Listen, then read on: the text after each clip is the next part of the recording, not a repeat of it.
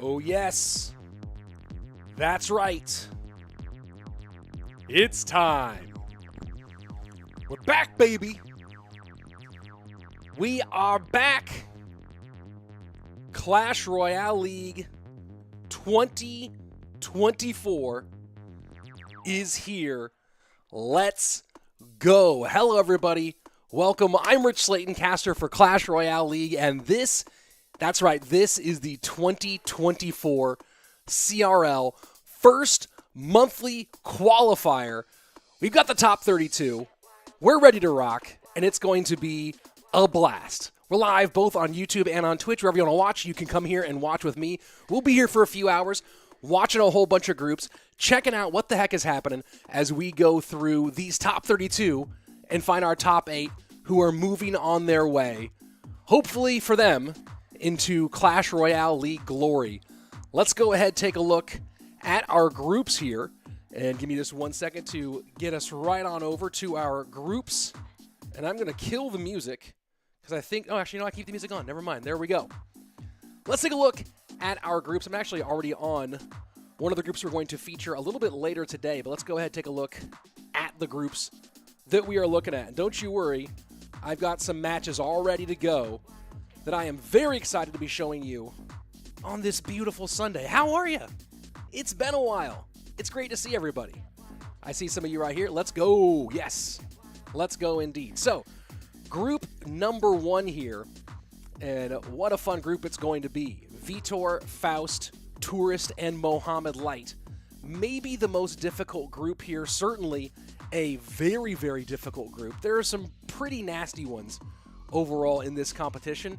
And we'll be going through them piece by piece. And it looks like we're already starting to get some action here, although I do have a plan for our first round, and you'll see my plan in just one moment. Group number 2, EGW, Adriel, Osama, and Jorz. That's going to be a whole lot of fun. I'm excited to see EGW coming into this level of competition. Some really weird games, some really weird decks from EGW in his career. Let's take a look at our group number 3, xAlee, Hasiel, Droy, and Doom, a.k.a. Dominik, which is also a pretty nasty one. And I'm just keeping an eye to make sure our featured matches are going to be ready to go and on screen as soon as they happen. Speaking of featured matches, when we get into group number 4, one of our first featured matches of the day, Ardentoas versus Ian77. Arden, coming off of his best CRL performance ever at World Finals, finally got past the on-stage jitters. And then, of course, Ian77, one of the absolute favorites from everybody around the world. Akaza in that group as well, as also Ta in group number 4. On to group number 5. And this is one of the crazy ones. Pompeyo, Sandbox, Mugi, and Pandora. So a lot of world finalists in there. Really excited to see that one shake out. We'll be watching some of that for sure today. Definitely getting some Mugi in the mix during this broadcast today. Group number 6, kind of the lesser-known group out of all of these. Rolex, JDaniel, Rocket, and CamaGod. Not as many big names in here. Rolex might be the favorite out of those 4, but it's going to be an interesting battle seeing how that one breaks out between all those groups in group number 6, all those players. Group number 7, Rin, Coco, Morten, and Fram. Just did a great video on my channel with Morten breaking down some of the best videos of his career. So make sure you check that one out if you want to see Morten's perspective on some of his best stuff from his career. And then finally, group number 8, Pedro, coming off of his second place finish overall at World Finals, 40K ban, longtime legend Kodigo, and Inthrill, who got very close to a late season surge last year. So those are our big players. And speaking of when is our match play going to start, let's go ahead and jump in, get our first featured match of the day on the board. That's right. I know everyone wants to see a lot of Mohamed Light, so we'll be seeing Mohamed Light a whole bunch on that screen there on the left-hand side. And waiting for our Ian Ardentoas match to start, which will be our other featured match of round number 1. And let me just double check some of my levels here. I should be good on my audio level. Let me know here. And I'm going to go ahead and see if I can get us into Arden, Ian. Both players are checked in. That will be on the screen on your right-hand side. For now, though, the GOAT, Mohamed Light. 10-0 yesterday. No surprises there. The reign of terror continues.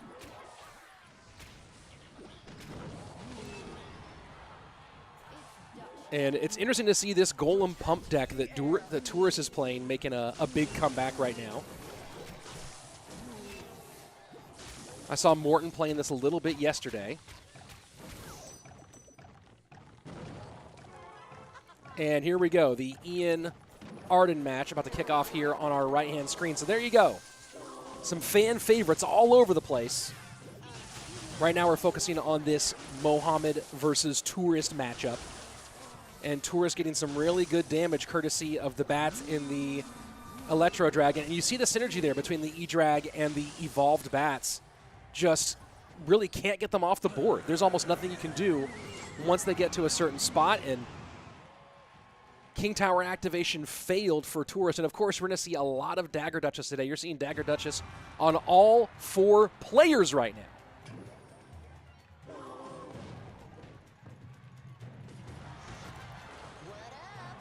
I think she's a little popular at the moment.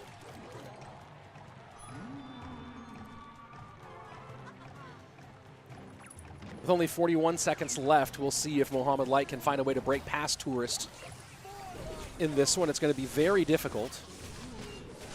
These are best of 3s. They are best of 3s in dual mode.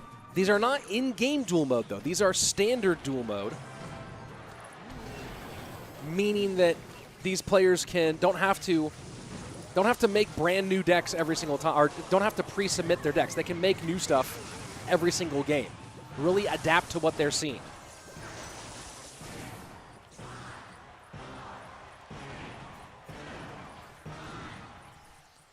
And game number 1 for Tourist. Let's go ahead and we'll switch the sound here. We're going to focus just on the Ian Arden game for a minute, and we'll bring back the Mohamed Light Tourist matchup as soon as they are into game. I'm not going to put another thing on there because I don't want to miss that game at the moment. So now we're in a 2-tower situation for Ian and Ardentoas.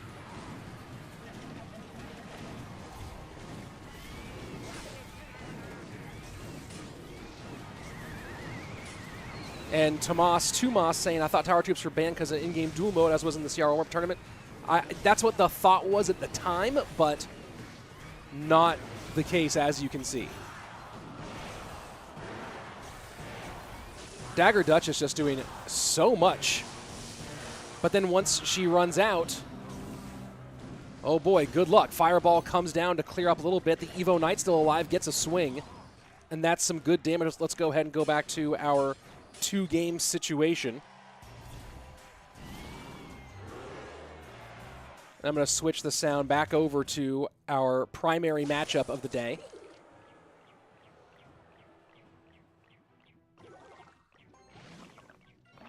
And big surprise here, Mohamed Light coming out with the pump. And if you are like, hey, Rich, really? Big surprise? Hear the sarcasm in my voice.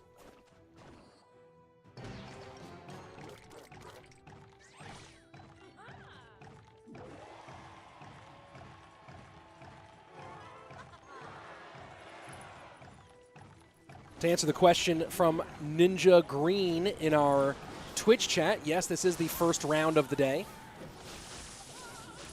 Lightning going to get a lot in. E-Giant should get some reflection damage as well, and now that's down into lightning range, so Ian needs to pick things up for his matchup. Back down to our Mohamed Light Tourist matchup, where again you are seeing the power of the Electro Dragon right now. Not getting that Electro Dragon Bats combo that we've been seeing so much of. But still obviously quite powerful. Ian taking the L in game number 1 against Ardentoas. More on that once that game is into its number 2.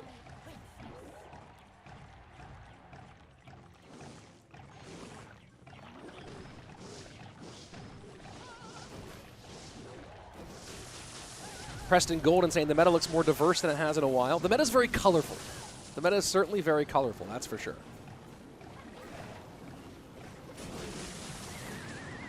NATO pulls everything together, and this should be a nice little chunk of damage for Mohamed Light as you see the spawn with the skeleton start to do some good chunk damage. And we are seeing Golem. We are seeing a Golem dominant portion of our Clash Royale meta, which we have not seen for quite a while. Obviously, competitive is a little bit different than when you're talking about your normal ranked or ladder play.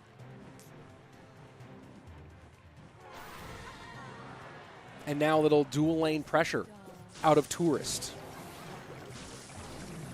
And there we go. Loon does go off to the right-hand side. Electro Dragon trying to hold here and will at least prevent most of the damage, just going to be death damage in. And Arden Ian should be coming your way in just a moment if I can get the hub to work. Give me one moment, folks. Trying to get Arden Ian game number 2 back up for you.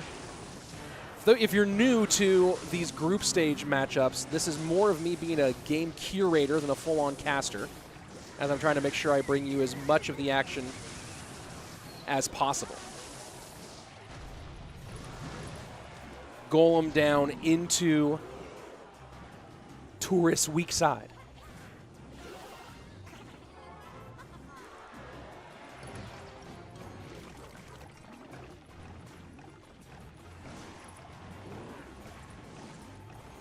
And Electro Dragon is going to shred that. And so look at this, Tourist trying to base race this. The pump to pull here. Loon trying to do it, cannot get it done. Let's go ahead and get Ian up. And that's 1-1 right now for Mohamed Light and Tourist. They are all tied up.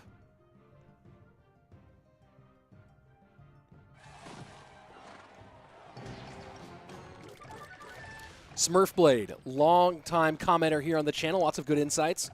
Saying people think that Duchess is weak to beat down, which is true, but you can cover elsewhere because the strengths are so big. Kevin Jason asking, how can I spectate in-game? I'll show you in, I'll go ahead and show you right now. Let me go ahead and bring up double gameplay here.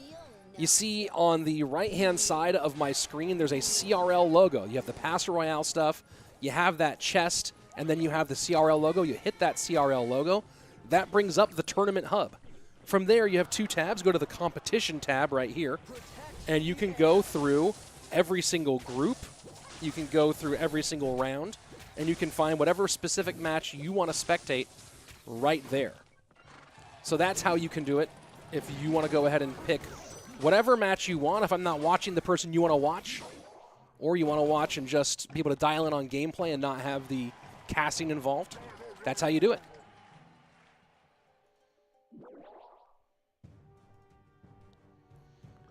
So waiting for Mohamed Light's next game 3 to come up here.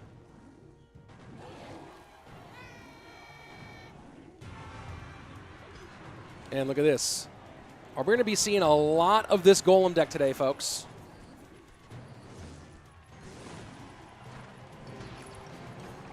It's going to be very, very popular. And as soon as, again, Mohamed Light's matchup against Tourist is up, we'll have that one ready for you here. Tourist had a couple of good performances in CRL last year. Didn't quite make it to the Final 8, to a monthly final.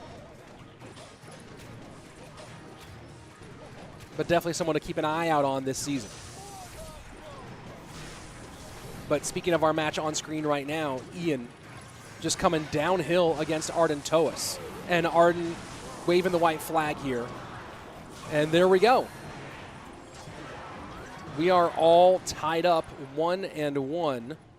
And for the moment, I don't have Mohamed Light's next game yet. So I'm going to go ahead and switch us to this for now as I go ahead and try to see if I can get the Mohamed Light game up. Let me see if I can... Oh, are we? Is that finally live? No, it's not. What about Morten? How is he doing? We don't have a direct tracker game by game that I have access to, unfortunately. So I kind of have to wait until each full match is over before I can find out how anyone specific is doing.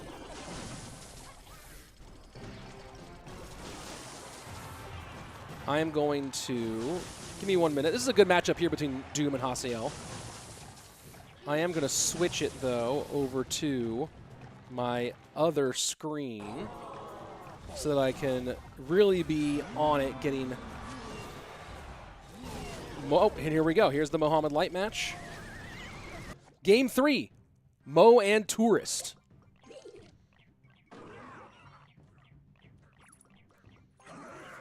And RG for, oh, Hasiel, that's a Hasiel down. I'm a little confused with the two screens myself. But looking like some cycle play. The Evo Ram for Tourist, and Tourist calling good game already. Rough one for him.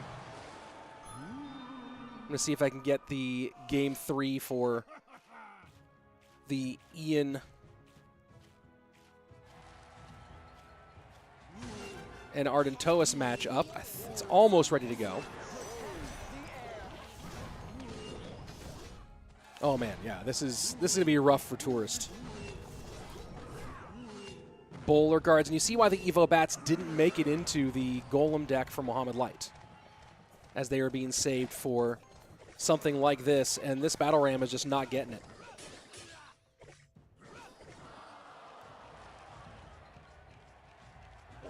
Shamieo saying Tourist will win CRL this year. Preston Golden saying Dominik is one of the few players with the #1 ladder finish and #1 global tournament finished. Any emotes, Rich? Like, do I have any? Yeah, I have plenty. I have so many emotes, dude.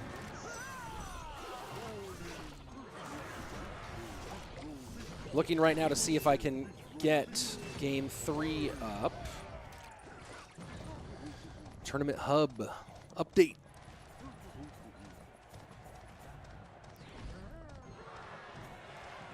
Smurfblade saying Mo used Bomber game 2, I think. Let me go ahead and look at the battles. That would be a crazy mistake. And Mo did use Bomber game 2. Oh my word. Mo did use Bomber game 2.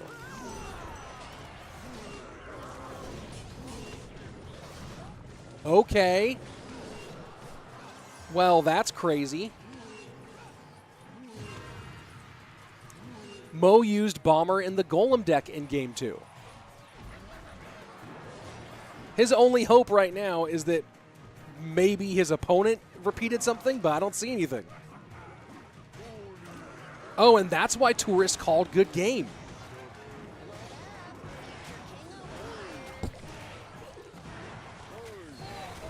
What a big rip.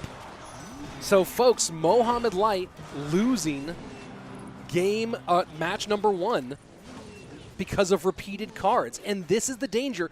Players have been asking for regular duels, not pre-submitted duels, so much. But this is the responsibility you have to have when that happens.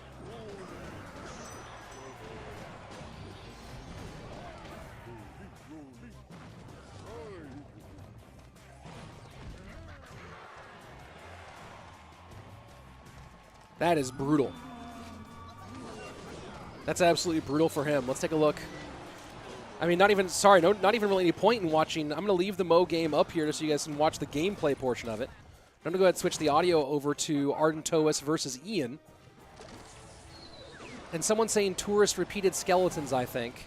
And no, he did not. Tourist played Bomber in game #1. He did not repeat skeletons. He played guards. So everything's fine on Tourist's end. There's no repeats that I can see. But Mo going back-to-back games with Bomber, big mistake.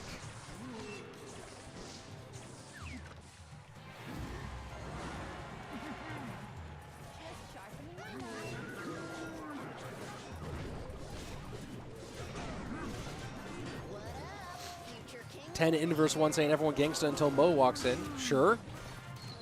Chuck Wagon saying who played in the first games? We are in the first games, folks. How you doing, Chuck Wagon? Good to see you.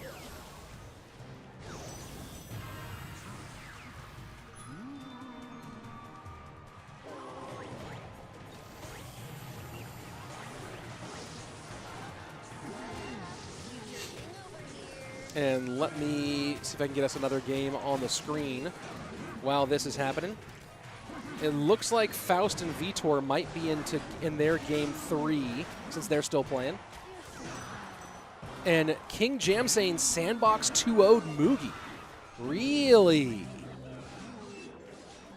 That is fascinating. Let me go ahead and try to confirm that one.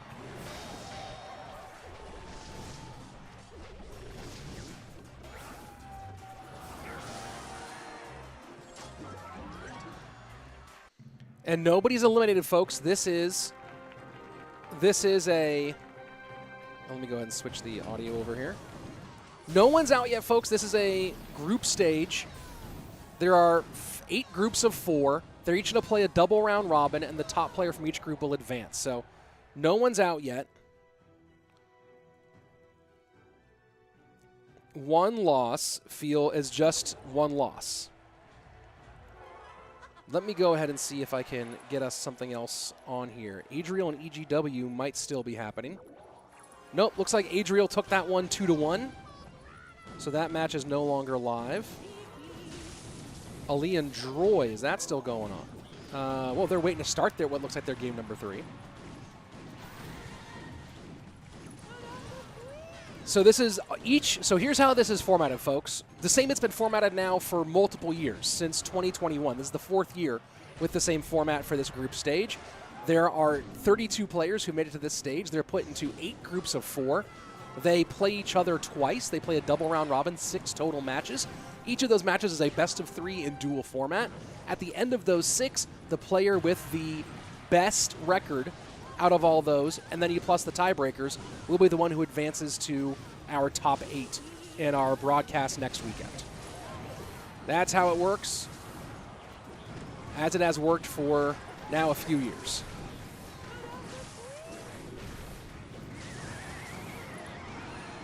And that's going to be Faust down. Trying to see if I can get any... Oh, let's see. Here we go. This one should be up and running. All right. No, nobody... Syrian Gamer saying, is Mo disqualified? No, he loses that match. He's not disqualified from the tournament overall. He's just out of that specific... He loses his first match. So he'll be 0-1. They do need to go ahead and fix that inside the... Oh, yeah, so they have done it. Tourist is leading the group at the moment. Faust beat Vitor, for those of you following along, 2-1. So Faust should be up there. Osama beat Jorz, or Osama beat, yeah, Jorz. Let's see. Can I get the Droy xAlee match? Is that one happening? They're still checked in, but they're not playing. Let me see if I can get something else up here. Most of these groups are pretty... Let's check into this quieter group here. On your left-hand screen from group number 6 will be CamaGod versus JDaniel.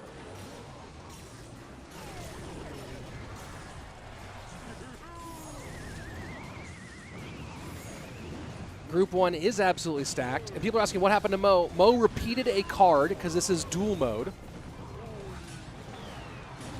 Dual mode is the stage that we're in. We're just playing dual mode not inside the app. We're playing dual mode regular, which gives players more flexibility in their deck picking from game to game. But it also means that you can make a mistake and repeat a card, which is a potential problem. My name is Jeff, telling us that Morten 2-0'd Coco. Pompeyo looking to get what would be a very big first win, and he does. That should be the 3-0 for Pomp. So we'll keep an eye on that one. I'm seeing if there are any games still active, but we might be all the way sewn up here, folks. Let me take us through some of the tournament hub, and we can see what's happening.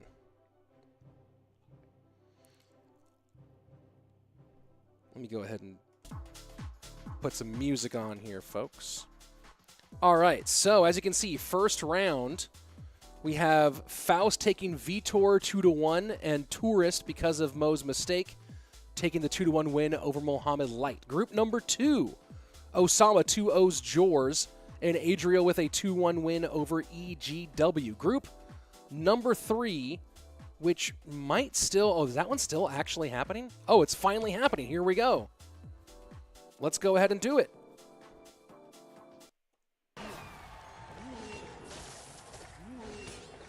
Let's get it. That's exciting. I did not think we actually had that one coming. Tremendous.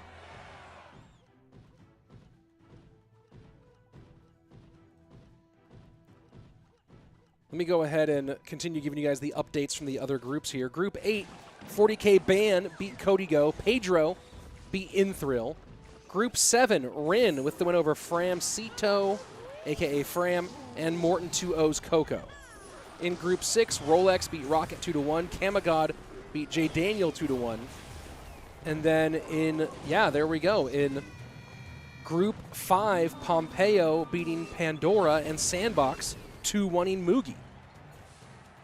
So not a great first round for former champions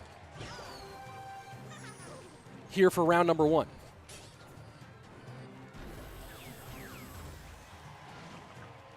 When does round 2 start? We have to wait for this round to finish before round 2 starts. Why doesn't Riley play, says AFJ. He didn't qualify for this stage. I don't know if he attempted to, but he didn't. I know he didn't qualify. Whether he tried to or not.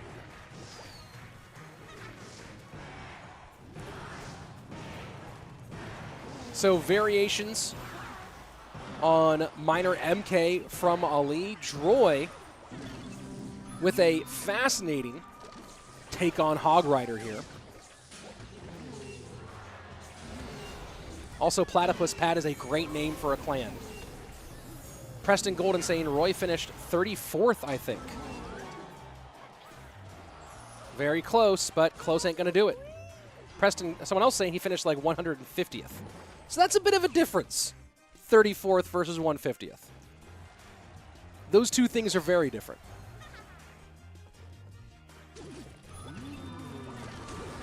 Why is Faust playing? Wasn't he placed 35th? I don't know.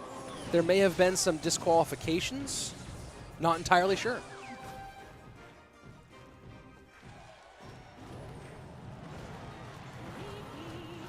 And Monk doesn't have the ability to kill the queen there, so unfortunate. Not Shogun saying why all tower troops are allowed because the Sierra warm-up is not allowed. I don't know. Where things adapted and changed, so here we are.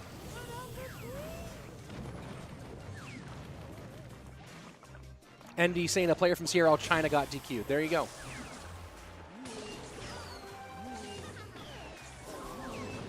Droy starting to try to pick up that spell cycle on the left-hand side, and this is a big difference. xAlee does have the Evo Zap, but he needs to get miners on tower. He's not going to win this Evo Zap alone. Where does this miner go? Miner goes right to the... Wow. And that miner gets absolutely evaporated. The bandit gets picked up just barely, and despite his best efforts, xAlee not able to break through. There's nice to defend a hog. MK comes up high, EQ in. Miner has to connect or it's GG well played. Does he have Evo Zap to get damage on tower? But with the login, nope, he has regular Zap, and that's going to be Droy, I believe, taking this in 3.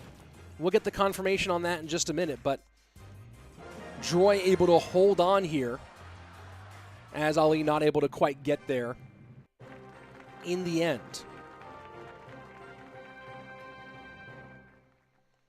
So let's go ahead and take a look one more time at the standings here. Michael McQuay say, "Hey, Rich, been a while. Hope all's well." Yeah, I took a nice little break in the off season. But here we are. All right, so once again, Faust beats Vitor. Tourist takes the win over Mohamed Light after Mohamed Light repeats a card in game number 3. Osama 2-0's Jorz Adriel with the 2-1 win over EGW. No, nobody's DQ'd for repeating a card. You just lose that game. And in that case, that meant he lost that match. But you're not DQ'd from the tournament for one repetition. Dominik with the 2-0 win over Hasiel. Droy, as we just saw, finished off xAlee 2-1 with a good defensive performance at the end. Ardentoas losing in round number 1 to Ian, which is great for Ian. And then Ta over Akaza. Let's see. Pompeyo over Pandora. Sandbox over Mugi in Group 5. Group 6, Rolex over Rocket. CamaGod takes down JDaniel. Group number 7. Rin 2-0's Fram. Morten 2-0's Coco. Good start for them. Kodigo taking the loss to Bancito, a.k.a. 40K Ban. I think that's actually, maybe they're different people. Pedro 2-0 over Inthrill. And that's our first round, folks. Let's take a look at round number 2 matchups. We are going to be taking a look at round 2 matchups. We're going to be taking a look at the Mohamed Light Vitor matchup in round 2. Let me go back to group 1 here.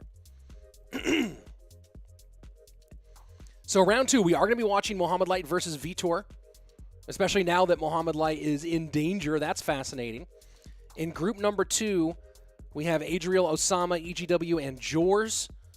Group 3, Hasiel, xAlee, Droy, and Doom. Droy and Doom might be one we check in on today.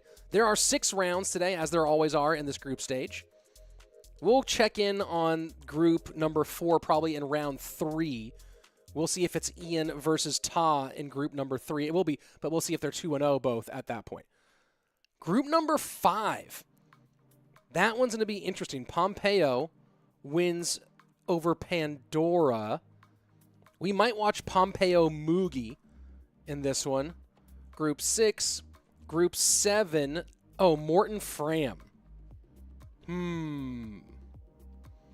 All right, do you want to watch in our second... We're going to be watching 2 games this round, folks. Do you want to be watching Morten versus Fram or Pompeyo Mugi? Let me know in the chat, folks. In fact, I'm just going to go ahead and put a poll. Next, Matt, watch.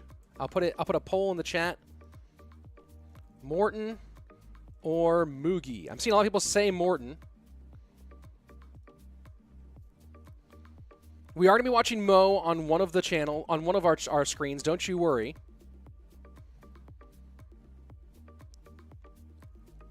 Most people I'm seeing are saying Morten. One guy said Inthrill. Rich, any insider news on Moko? No, not today. Do I think xAlee makes it to Finland this year? Like as a content creator? Let's see. Are we into this matchup already? Yep, here we go. And then, looks like I see most people saying Morten. So we're going to go ahead and queue up the Morten matchup. That one is not live yet, so I'm going to go ahead and get Mugi on, the Mugi matchup on for now. Let me go ahead and find that group. Mugi Pompeyo. Yeah, that one's already in. So here we go. We might check. You know what? I guess we'll end up watching Morten in round number 3 then.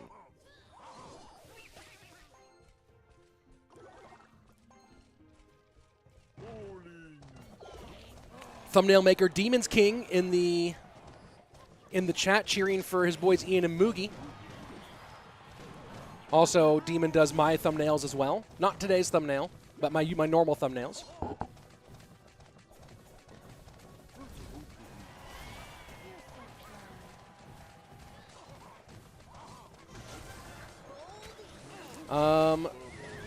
Shamir saying, hey, Rich, do you think OG Clash Royale players still playing like Benzer, Expo Master, LCOP, and Aurora? I know that AUK missed World Finals by like 1 game last year. AUK nearly made World Finals last year. I think LCOP is done.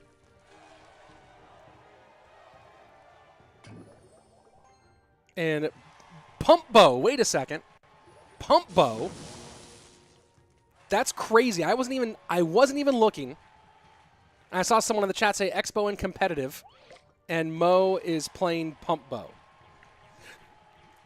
against Vitor.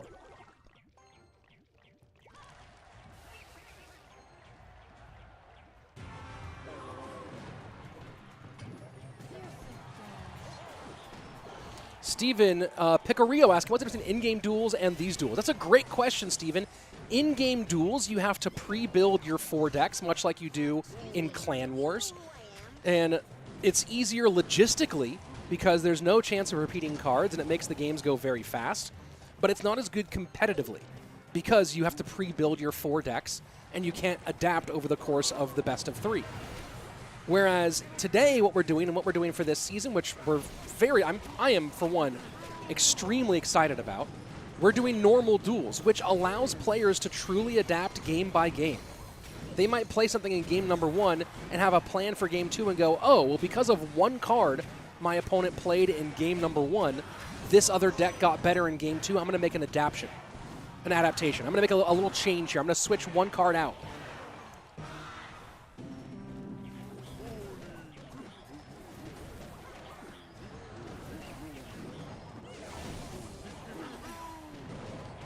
Mohamed Light being forced to play crosswise in an Expo game is fascinating.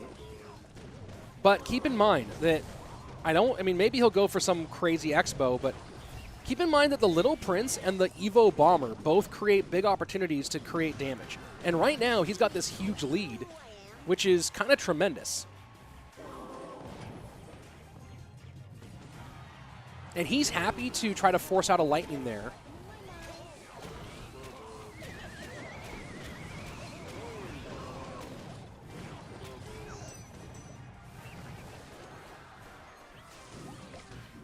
I wish I'd been watching this from the beginning. This is fascinating.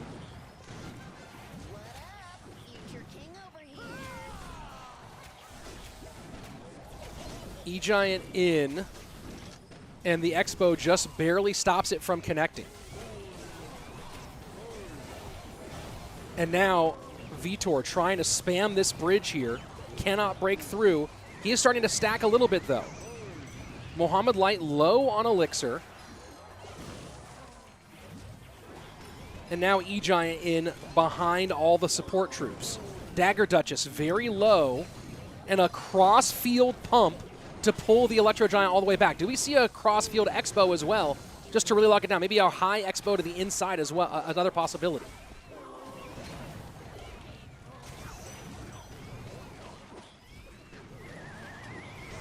Pump one more time across the bridge. 15 seconds left, and this should be locked down for Mohamed Light. Is Expo back? Is Expo back, folks? Or was this just an anomaly? Is Expo back, or was this just an anomaly?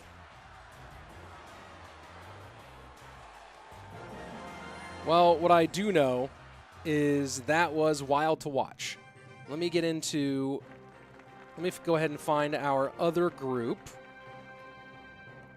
Where are you? Hold on. Let's see if this match is actually up and happening. There we go. Let me go ahead and get Morten and Fram back up. Gamester saying Expo back, please. Adriel saying it's not Expo. Oh, it's not Expo, it's Mohamed. What's the present icon on your Clash Royale screen? I have no idea. I'm not paying attention to it. And our Roflo saying all my homies hate split screen. If you don't like split screen, folks, I have a great solution for you. Just cover up one side of the screen. Boom. There you go. Problem solved. So we're going to stay here until the Mohamed Light matchup is back up. And here we go. Morten back to this Golem deck. Saw him running yesterday. Seen everybody running it.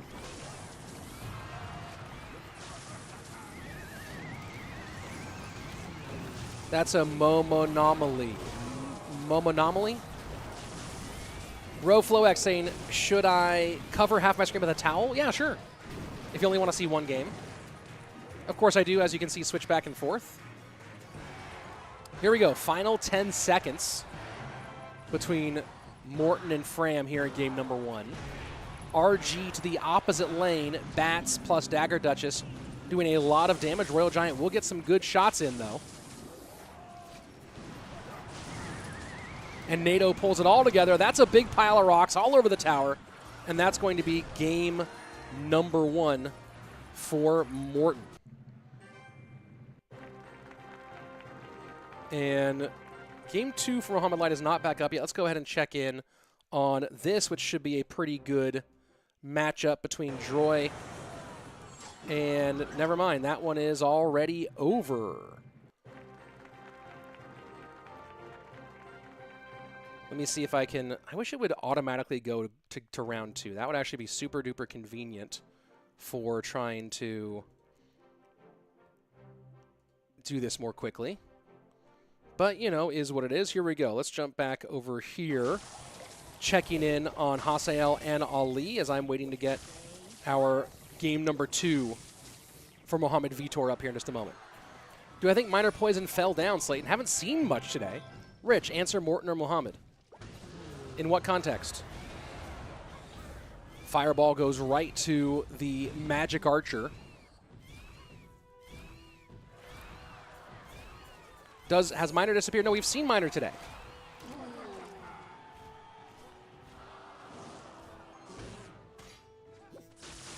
And here we go. Let's get our big featured matchup back on the board. Mohamed Light versus Vitor. If someone does see that the Morten game is back up, please let me know.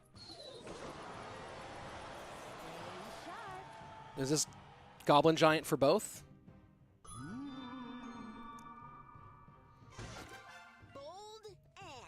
How many players from the group go on? Just as it has been for the last 4 years, top player, only one player from each group goes on.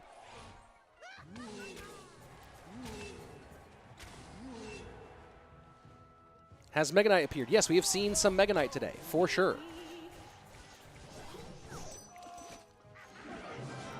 J-Rock, how do I spectate? Because I can't find anyone live in the game. Go into the Tournament Hub, and then go to the Competition tab.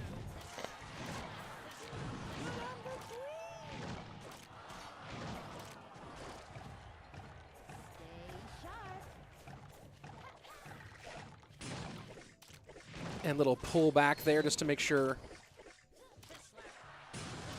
the Giant Skeleton does not create a disaster. Interesting to see the Giant Skeleton back in the game. Kind of disappeared for a while, but we are now seeing quite a lot of it by comparison to our previous couple of years.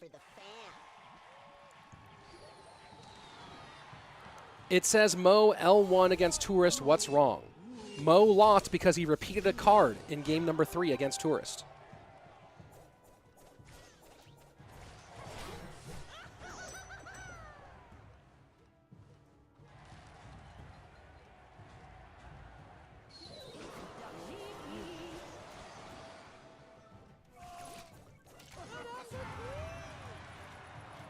So far, so good here for Mohamed Light in game number 2.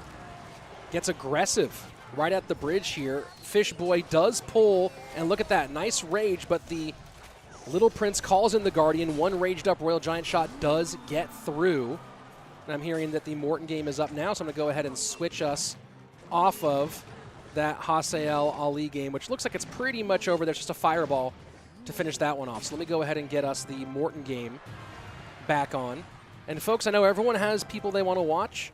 I'll be doing my best to curate an interesting set of matches, giving us a good view of a variety of players. We will be seeing a lot of Mohamed Light, obviously, today. And now we got both of our featured matches back up.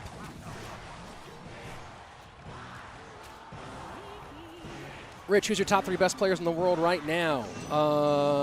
Probably Mo, Mugi, Pedro.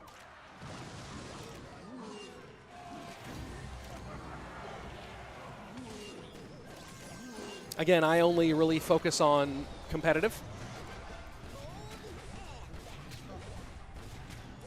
Oh, and that Royal Giant for Mohamed Light just crushing it over there. So Mo takes the 2-0 win over Vitor, gets himself right back on track. Here we are with our Morten matchup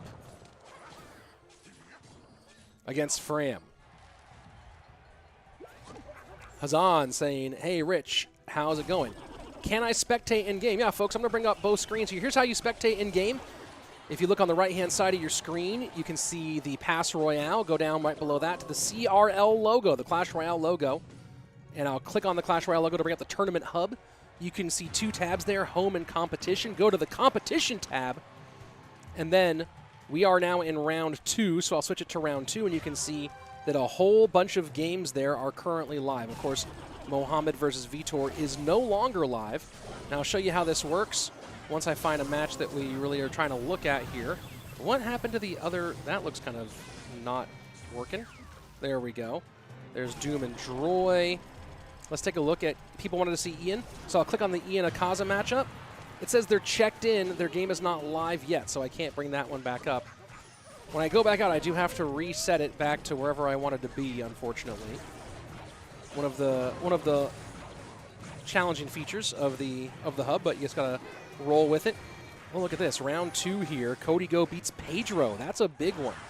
And Ban now gets the win as well. So a little faster matchups here in this second round. Let's see if I can get Pompeyo Mugi up. There we go. So now I'll go ahead and click that yellow thing. It takes me to another page, which then I will open up here. And boom. Now we have the Mugi Pompeyo matchup. That's how you spectate in-game, folks. And look at this. Pomp doing some pomp action.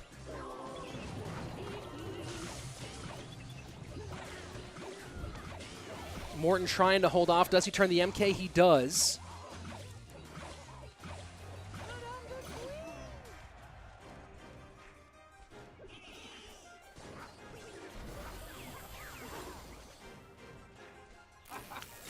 RoFlowX saying, do you think Kodigo has what it takes to make it to Worlds? I think this year is a particularly difficult year to make that happen. You see, there we go. Win, three crown win there for Mugi. Let me see if I can find us another matchup. I don't know if that was the 2-0 or not. Oh, I do think I have Ian back up now. Here we go. Here's Ian versus Akaza.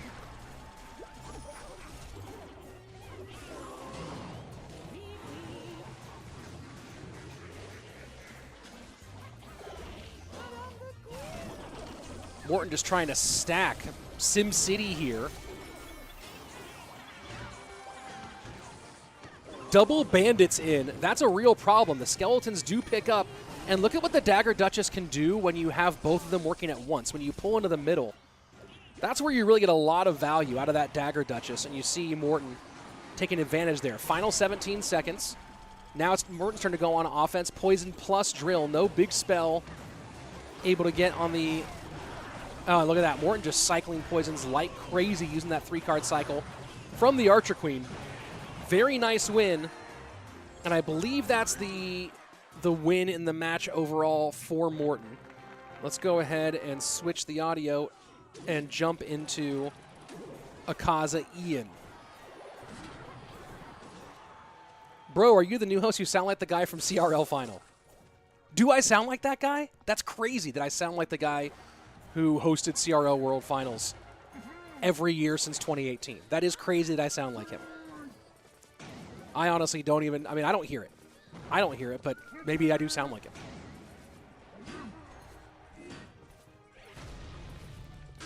Akaza is, this is game 3 for Ian and Akaza. And I'm going to go ahead and get us a second screen here. DC, Tourist, and Faust are both up. Have we seen any games about Dagger Duchess yet? I don't think so. Maybe we saw one with Cannoneer? Why is there no dual format? This is dual format. But you also look like that guy. I know, I look like that guy. That's true. That's really weird. I look and sound like it.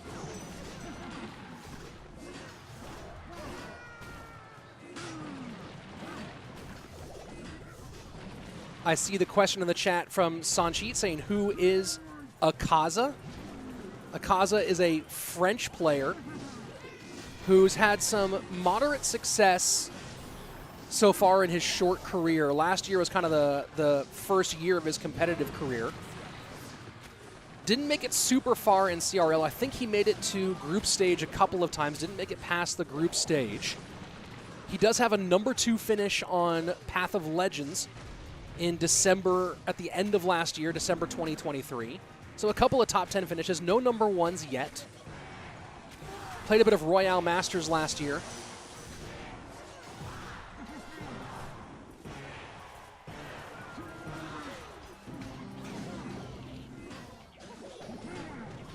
Why doesn't duels apply to tower troops? It's so repetitive to see Dagger Duchess every game. Because we only have 3 tower troops. We only have Princess, Cannoneer, and Dagger Duchess. So that would get really rock, paper, scissors. So I don't think you I don't think you can make it so you don't repeat tower troops. Until there are enough tower troops where that's really viable, you really can't do it.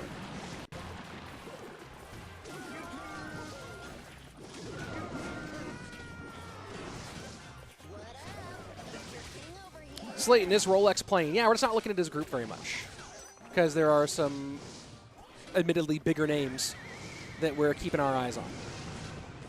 Let me see if I have any other active matches going on besides this Game 3 between Ian and Akaza. I think Doom and Droy might still be going. And there you go. Ian gets the tower, and that should be 2-0 for Ian.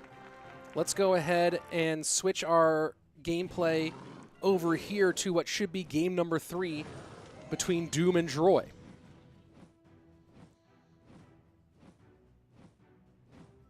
I'm very confused here. Is this just a fun game? Yeah, that's just someone playing some ranked while they're waiting. Yeah, that was 2-1 for Ian. No, Ian got the 1 tower. It's 2-1 for Ian. Ian won that one.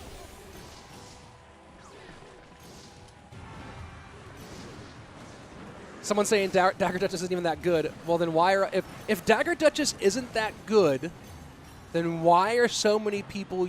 Why is every pro using it all the time?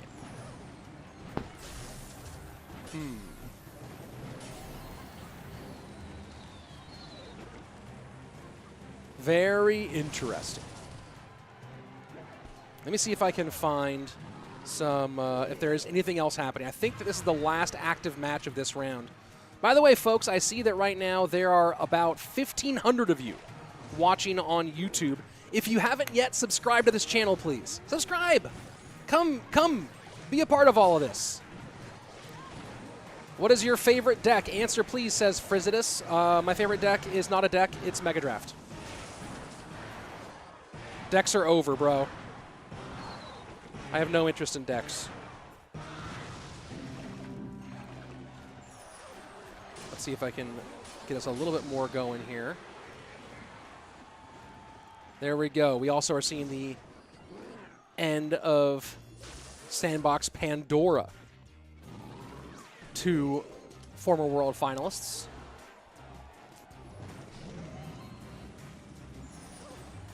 Daz saying Droy is going to make it to Worlds 100%. Krish TMG saying, do you play disc golf? Yes. Multiple times a week. I even have a disc golf channel. And I run a disc golf fantasy website where you can play for free and win disc golf discs for doing like Disc Golf Pro Tour Pick'em.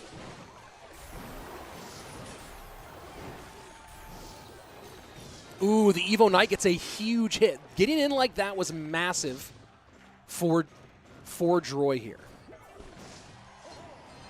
Last year, had a graphic after each game that showed the standings for each group, because we don't have that graphic this year. No, that graphic was provided by Royale API, who they made an announcement on Twitter. They are no longer doing Clash Royale League content. So, unfortunately, as there are a number of things that are a little smaller this year in CRL, one of those unfortunate things is that, one of the unfortunate results of that is that we're not having little features like that provided by Royale API.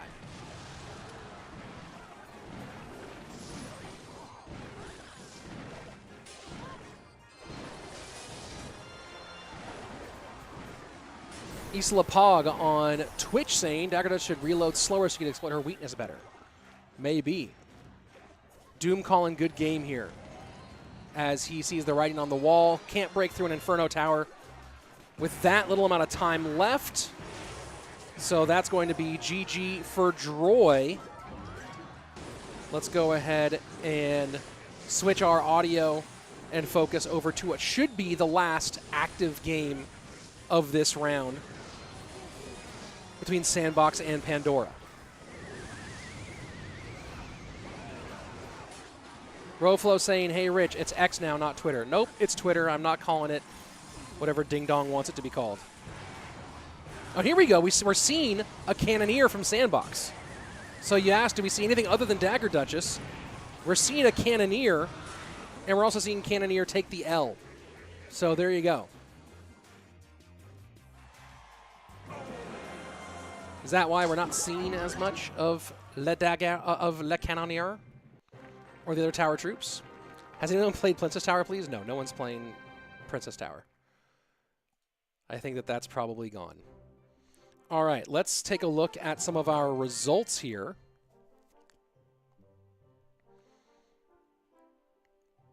And looking at Group 1, you can see that it was Faust taking the win over Tourist, and then Mohamed Light with the win over Vitor. So Faust 2-0, Vitor 0-2 here on the day. Mo and Tourist both even at 1-1. Adriel 2-0 in his group. EGW and Osama both in the middle at the moment. Remember, you gotta win the group. You can't just get... There is no prize for second place. We did just see that matchup between Droy and Doom finish, so that's still processing right now. But nice win for Droy, who will be 2-0. Ta 2-0 and Ian 2-0. So we're definitely going to be watching Ta and Ian in this round. Arden and Akaza both struggling here. We just saw the conclusion of the Pandora Sandbox matchup. That group is all nice and close. Look at that. All even Stevens across there. Rolex currently 2-0 in Group 6, out to an early lead here. Group number 7, we're going to have Fram taking the L to Morten. Morten is now 2-0 in that group. Rin and Coco in the middle. And finally, in Group 8, Ban 2-0, Pedro losing to Kodigo. And so instead of having two 2-0s, we have two 1-1s in that group. I wish we can watch Morten versus Droy. Is that is that a matchup? I don't think that's a matchup, is it? Morten versus Droy. Let's go to Group 7, I think it is. Yeah, no, that's going to be... So I think we're definitely going to be watching that Ian matchup, for sure. We're going to be watching Ian versus Ta, both of those 2-0. Let me look and see who Mo's playing against. Mo is against Faust, who's 2-0. So yeah, we'll be watching those two games again. Rich, come tell us to let's see. You can tell us to come to your channel when you connect yourself by saying you are over decks. And you tell us to come when you tell us not to use our decks. I don't like. Look, I am bored of decks. Decks are fine. They're part of the competitive scene. I know people love them. But if I had to, people ask me what my favorite deck is. I don't have a favorite deck. I play a million different things. I can't one-trick a deck. It's part of what hamstrings me, is after about 2 weeks, I get bored of a deck. I just can't keep playing it. So I don't have a favorite deck. What I do like is Mega Draft. I love Mega Draft because I love the deck picking portion of it. I think is so much fun. So that's my perspective on that. Let's see if we have any of these matchups kicking off yet. Not quite. Nothing quite up yet. Rolex or Droy, breakout player of the year so far? Well, it's kind of early for us to be saying any breakout player of the year so far. Is Droy newer to the scene? Droy had a really good season, especially second half of the season last year. He is newer to the scene, but he's not brand spanking new. So it might be a minute here before these matches actually get going. How many matches per group? Good question. There are... Oh, that's not what I said. Do I like Triple Draft? No, Triple Draft is not competitive. Triple Draft is just not a phenomenal game mode. It's casual and fun, but it's not competitive at all. Mega Draft needs a couple of tweaks to make it... I think with a couple of tweaks, Mega Draft would be the best competitive mode. But it needs a couple of tweaks. But that's just also my personal opinion and the opinion of long-time, multiple time successful, two-time second-place world finalist Coach Julesy. So we both share the opinion that Mega Draft is the superior game mode. But not everyone feels that way. So as soon as I get matchups going, folks, people might be saying, hey, Rich, where's the gameplay? Why are you blah, blah, blabbing? Waiting for players to check in and get ready. A little slow getting into our second round here, it seems. I don't think Ian's actually in his match yet. I want to put that match on this one. Oh, Ian is in his match. Great. Let me go ahead and get that one up and running for you. And there we go.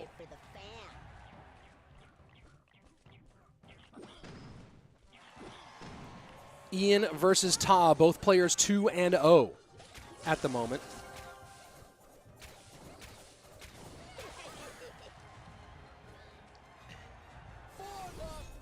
Rich, who do you think is going to win CRL World Finals this year? I have no idea. It's so hard to really make any assessment at this stage, especially given how how small the field is and how hard it is to qualify. Right, only 8 players to World Finals.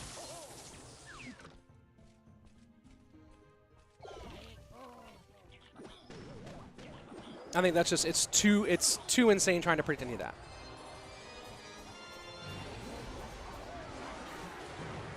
In my opinion, who is the GOAT? Mohamed Light.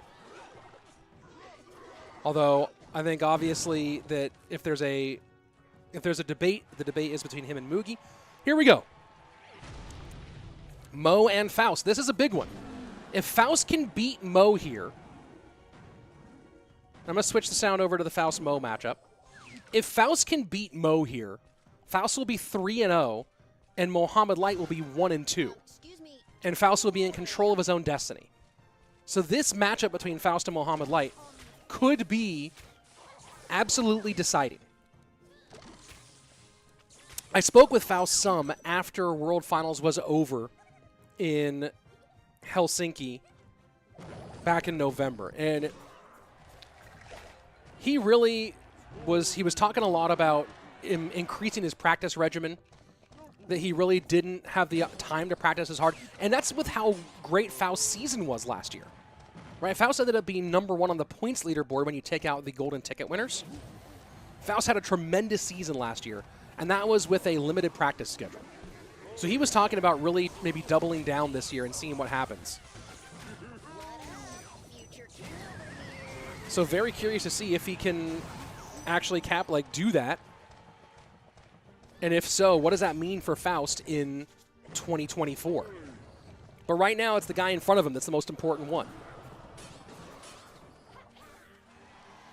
Arnav Patil saying, Rich, who will qualify if top 2 players of the same group and a group have the same number of wins? There's a number of tiebreakers. Let me go ahead and make sure I'm saying them correctly. So let me go ahead and grab the rule book for you. Where do I have that full rule book, the full updated rule book? Let me go ahead and try to find that. Wait, why can't you use the same deck? That's dual mode. You cannot repeat cards inside of a single BO3. Is Riley playing today? No, Riley did not qualify for this stage.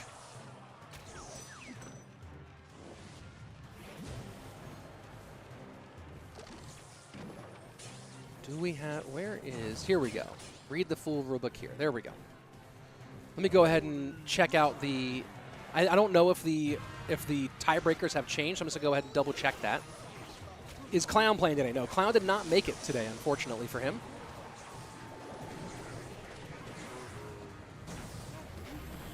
Let me go and look at the double round robin. So the first tiebreaker, if 2 players do have the same record, is their head-to-head game record. So did someone 2-0 the other or not?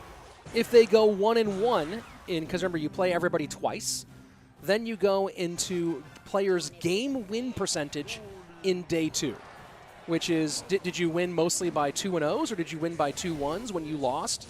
Did you lose 0-2 or did you lose 1-2? So your total game record, your percentage, on this day of gameplay. And if those 2 things are correct, we go into a third tiebreaker which is just a another 1v1. Excuse me, don't you know who I am?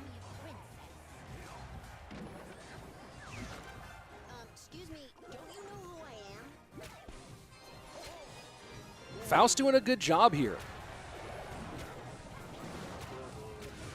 And Ta takes game number 1 over Ian.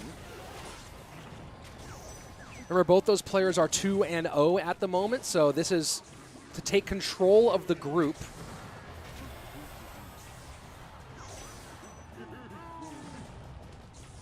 Not round 4, round 3.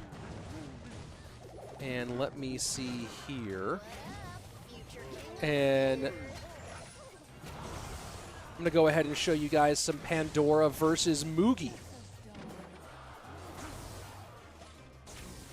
on your right-hand screen. How many players will there be in CRL World Final? There will be 8. And Faust taking game number 1 off Mohamed Light. This is huge. This is huge, folks.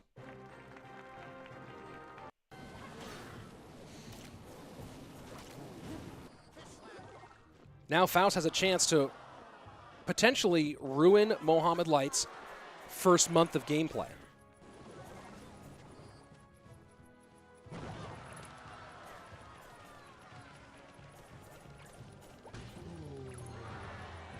Faust is so focused today, says Can. Is it duels 1v1 or 1 game? It is for the extra tiebreaker. I don't remember exactly. Show us how to spectate in game again, please. Absolutely, we're happy to do it. Go ahead, take a look on the right-hand side of your screen. Below the Pass Royale, you see the Clash Royale League logo, the king, the blue king inside the red border. Click on that, go to the tournament hub, then go to the tab that says competition, your second tab. Then go ahead and you can switch through the groups, find out who do you want to look at, who do you want to watch play. And then you go, oh, you know what? I think, let me go to round 3, the current round. And, Droy versus Hasiel, that could be interesting. Oh, that one's not currently active, all right. Let me go back. I have to go again to round 3 because it resets every time. And let me go over here. Oh, Ian versus Ta. Nope, they're ready, but their match isn't up yet. And you go in, and let's see if I can find, let me see if I can find you a match that is actually active. Let's go to group 6 here. Let me go to Rolex. People have been talking about Rolex today. His match is active. We'll go in there. You see, let's go ahead and open that up. And boom, we are in spectating.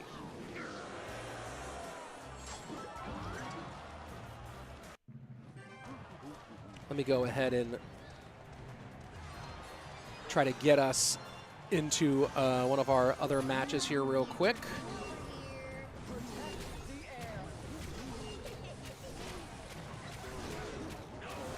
Let me see if I can get to game 2 of Ian Ta. Ian Ta game 2 coming your way right now. And actually, I'm going to just a quick little hi to Rolex and CamaGod here. Looks like Rolex has that one locked up. Let me go ahead and try to get us back into the Mohamed Light Faust matchup. And see, they are not in game yet. So as soon as they have us, we'll go. What will happen to the players who are number 1 in their groups? Good question. Next Saturday, so 6 days from today, is the first monthly final. The top 8 players will come from here.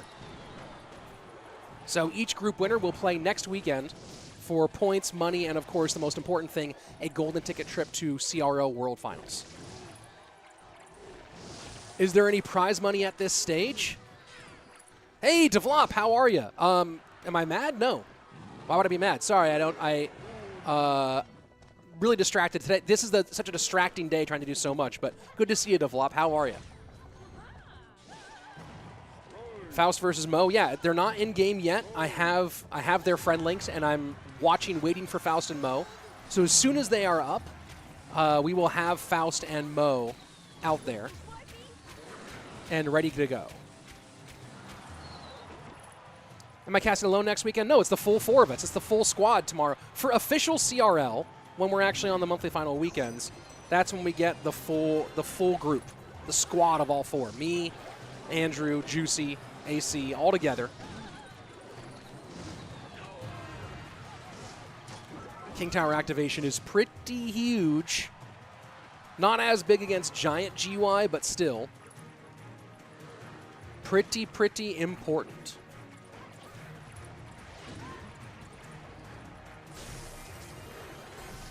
Evo Zap against those Skelly Dragons is massive. And, oh, the Valk does pull the Giant in range, so Graveyard will get some good damage here and give the lead back to Ta against Ian. Faust vs. Mohamed Light is taking place on the left-hand screen right now, folks. We're gonna stick with the audio for Ta versus Ian for the moment, as this one is nice and tight. And again, these players are playing. They're both 2-0. We will jump into the audio for Mohamed and Faust as soon as this is over. Loon gets one, does not get a second. Death damage in, and that is very big for Ian.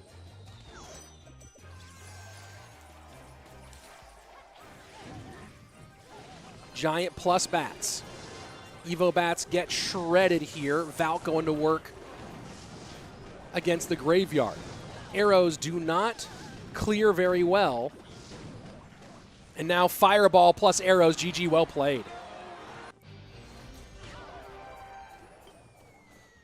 So Ian ties things up against Ta in that one. Now we're on to our Faust Mohamed Light game. And Faust running Golem with Evo Barbs here. What are my top 3 Evos? I don't really think about it that much, to be honest. I think we're seeing a lot of them today, though. Like, and what does top 3 mean? Like top 3 favorite, top 3 most powerful, top 3 I'd like to have dinner with? Very broad question. Faust pumps up on his strong side. And just a couple of touches from the pigs, Poison will do its work. Is Ian Ta back up again? Ian and Ta are checked in. And Mohamed Light will even things up.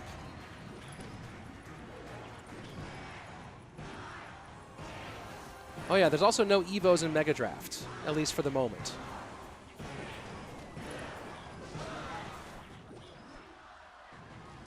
All right, we're going to go ahead and jump into Mugi versus Pandora here.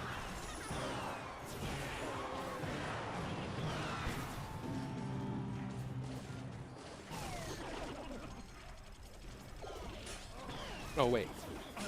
One moment. Let me back up out of here. Was that the match I was looking for? No. Okay. And on our second screen, it'll be Morten and Rin. I'm going to get those two back up again.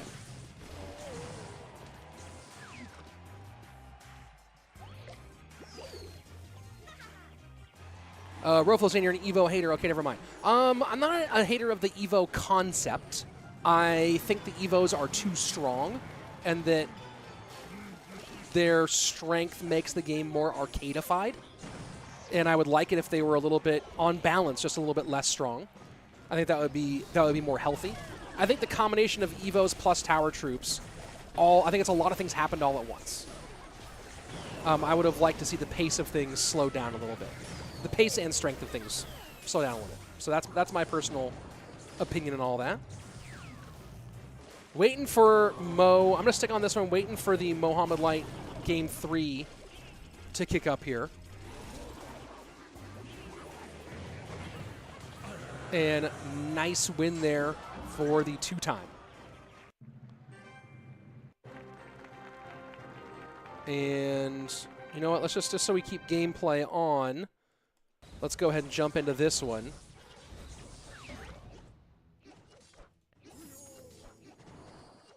Mega Cryptus saying, I want to see the resurgence of Surgical Goblin. Many people would like to see that. That would be very cool. Let me see. I think this one's back up now. No, not yet. Get into game, folks. Come on.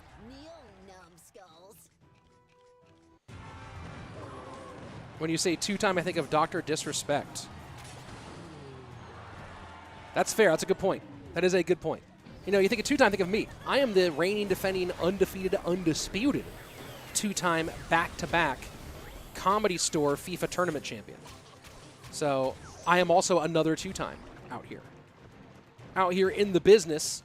Let me see. You know what? Let me try this. Maybe this will get me what I want. Everyone's checked in, but no one's playing from the matches that we are using as our featured matches today.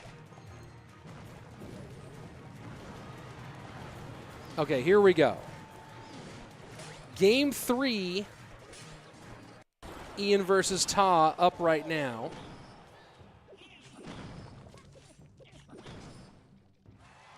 And I'm going to be keeping an eye on the Mo matchup here.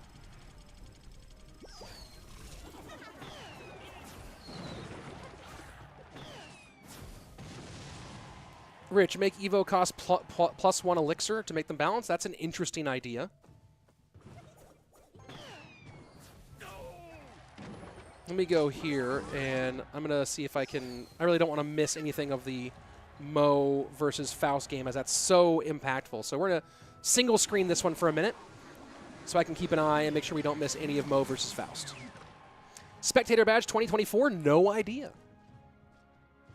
Igor the Mortar God, yeah, what great interview moment. Are you going to make a new vid with pros in their favorite games like the Morten one? Yeah, for sure. I'm gonna probably do a series of it.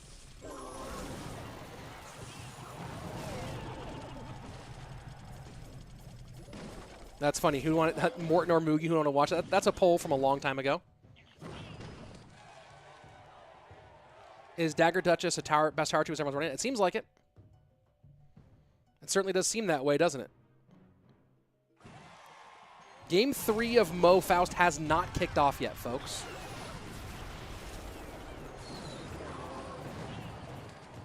Pretty fast cycle drill from both of these players. Variations on a theme, if you will, with the Ice Spirit versus the Fire Spirit.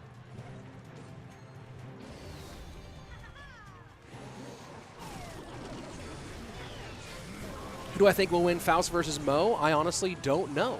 That's why we have to watch.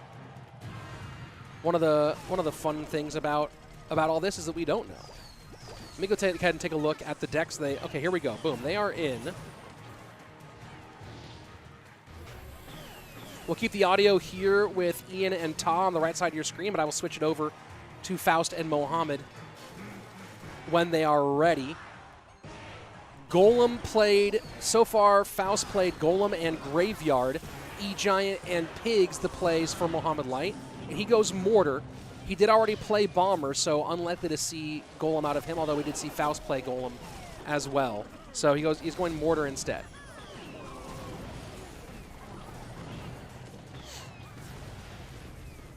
And definitely happy to have the Barbs against this Royal Giant. Expecting Fireball from Faust here.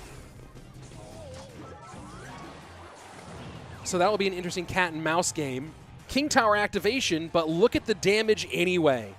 And for a moment we're sitting here going, hey, is Mohamed Light out? Mohamed Light takes a big lead here. Let's stay focused, though, right now on Ian versus Ta as we go into the final minute, 15 seconds.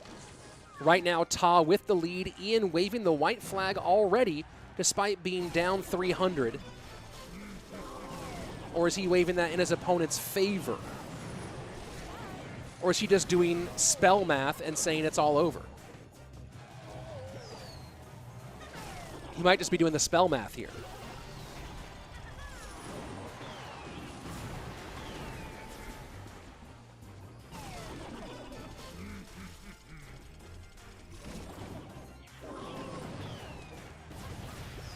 And just close enough that some of that burn from the Evo Firecracker. Yeah, Ian called good game a minute ago. I'm just reading the writing on the wall here from the spells. Trying very hard to cycle these drills fast. Getting back in the game a little bit here. Dagger Duchess able to handle that Firecracker all on its own. Can Ian get another drill in? Poison comes down. Evo Firecracker does not hit. Those skellies weren't quite enough there. And that's not going to be it. GG, well played. And Ta going to take that game. Let's go take a look. Just the audio here. Let's dial in on Mohamed Light versus Faust. And Mohamed Light going to take this one.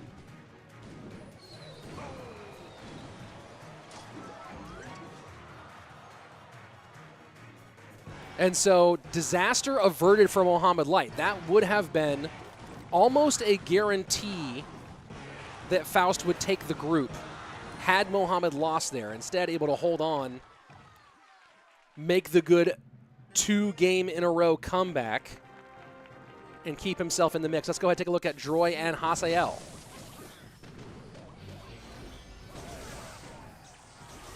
I think Morten might still be active too. Let's take a look and see if I have that. Yeah, Morten versus Rin is still going. Here we go. Hey, Rich said we can watch the matches ourselves through the Clash Royale app. How do we do that? Click on the Clash Royale on the CRL logo and go from there. So that's going to be Faust 2-1 and Mohamed Light 2-1. We will look at all the standings when this round is over.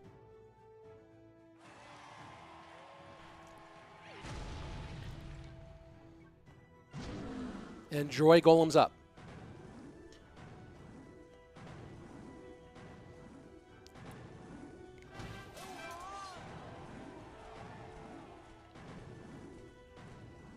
Mega Crypto saying Droy is crazy good lately. Definitely top 3 guys to watch out for. Maybe. Certainly good.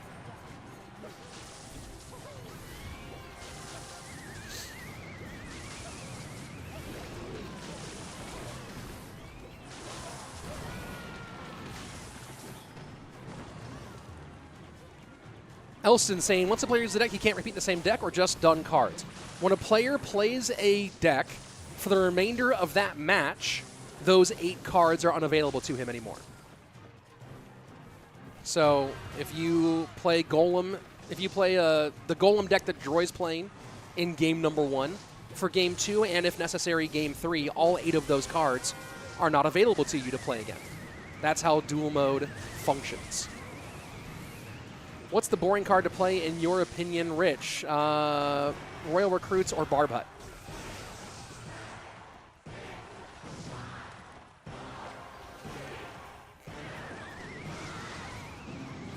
I'm going to switch audio here for a minute over to Morten versus Rin, which is in its final 30 seconds. Then we'll come back to Droy versus Hasiel, as Rin is suddenly taking a big lead against Morten with 22 seconds left. Wait. What the heck? Why is the sound all weird? Okay, there we go. 11 seconds left.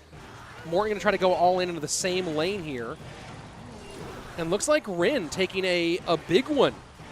A really big one. That was probably game 3 here. I'm going to go ahead and double check that, but that might be Rin taking the win off of Morten. Let me go ahead and double check that one.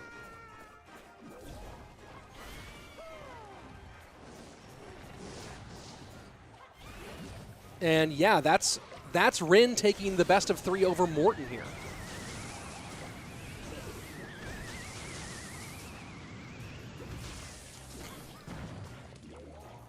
I'm going to see if I can get one more game up. Final 52 seconds between Droy and Hasiel.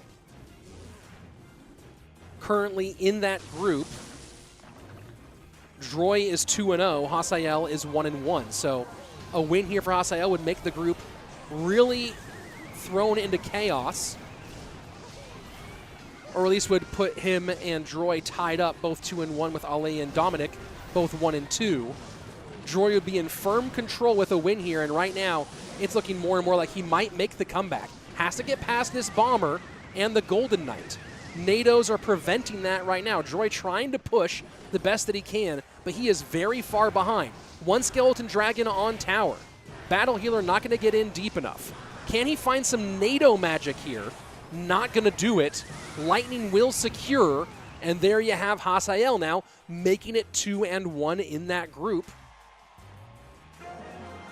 So we are in a chaotic situation, folks, in that group. Let's go ahead and take a look. I think we have everything finished. That's fascinating. Let's go take a look at all of the results as they stand so far through 3 rounds. We're halfway through today's competition. Everyone's now going to play around one more time. So here we are looking at round number 3. As you can see, Faust and Tourist and Mohamed Light all 2-1, with Vitor now 0-3. So Group 1 is anybody's game right now. That's absolutely insane. And I believe that in round 4, it's going to be Faust and it's Faust and Vitor. So this Tourist matchup with Mohamed Light will be very interesting. Both of those are fascinating matchups. We're going to be continuing to watch Group 1 very closely, folks. Group number 2, Adriel and Osama both tied at 2-1, and they will be not playing this next round. So we'll keep an eye on that group lightly. Round number 3, Hasiel beating Droy, Ali beating Doom. So again, it should be 2-1. Those results will update here in just a couple of minutes. Group number 4, Ta at 3-0, Ian at 2-1. So Ian has some ground to make up. He has, on paper, one of the hardest. I mean, he has some really hard matches with both Ta and Arden in this group. Arden is going to try to stay alive here with a win over Ian and hope that Akaza can somehow upset Ta. But if Ta beats Akaza, it's going to be very difficult to take him down for anybody after that. Now let's take a look at group number 5. And big surprise there, Mugi on top with Pompeyo tied 2-1. And Mugi has Sandbox up next. Let's take a look at Group 6. Rolex in firm control, 3-0. Could run the table here. We'll see. Do I remember you more, Elias? Yes, I do. Let's take a look at Group number 7. Morten 2-1, Coco 2-1, Rin 2-1. Morten had a chance to really take control of Group number 7. Didn't get it done. So that's going to be another one that will shake out a lot of information when we get into our next round. And then Group 8, 40K ban on top. Pedro, everyone else 1-2. So even if you do start going on a winning streak, you have to hope that somebody else beats ban. Because otherwise, if you go on a winning streak but you're the only one who beats ban, you're going to be 4-2 and ban's going to be 5-1. So ban has to lose twice, or this is his group. He wins this group. So that is another fascinating one. We're not going to watch this group this round. We're going to see if ban loses. We might take a look more at this group in round number 5. But that's the situation at the moment. And of course, our first group here, Faust, Mo, and Tourist all tied up. Mo versus Tourist is probably going to be one that we have to watch here. Let me think about the matchups for this one. Adriel and Osama are not playing. We'll check up on that one in Group 5. Let's look at Group 3. Droy and Hasiel are not playing each other. So we'll check that one up in round 5 again. Group 4, Ian and Arden. We watched a lot of Ian. We'll check in. If Ian wins, we'll come back there. But Ian does have to chase Ta. We're not going to watch this group we're not going to focus on this group in this round. We have Mugi versus Sandbox. That might be one of the ones we watch this round. Are there any games left? Yes, we have 3 more rounds left, folks. Lots of games remaining. I'm just going through what the current situation is. Rolex is fine. Morten versus Coco. Ooh. I have to watch Morten versus Coco. That might have to be ones we have to watch. And ban currently. So we have a lot of groups that we're going to come back to in round 5, depending on how they shake out. So we'll see. Group 8 we're not going to watch unless we see ban lose. How many rounds happened? There are 6 rounds, folks. 6 rounds overall. And where is the... Oh, it's Group 7. Morten Coco. So Coco is checked in. Yeah, so now we're just in the waiting game to see what everybody... So again, those of you who want to know how to watch these games, watch all this yourself. The Tournament Hub right here on the screen below the Pass Royale. There you go, Tournament Hub. You click on that, you go to competition, and then you can go through rounds and groups and have all the information. You can also, in the main hub, you can see who's won golden tickets. Here's some of the prize breakdown for this month, by the way.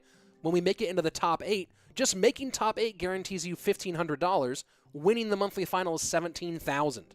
So all that information is right there for you. For those of you who want it, Mo started playing already. All right, let's go ahead and jump into it then. Let me go ahead and get that on. You know what? I'm going to go ahead and do that.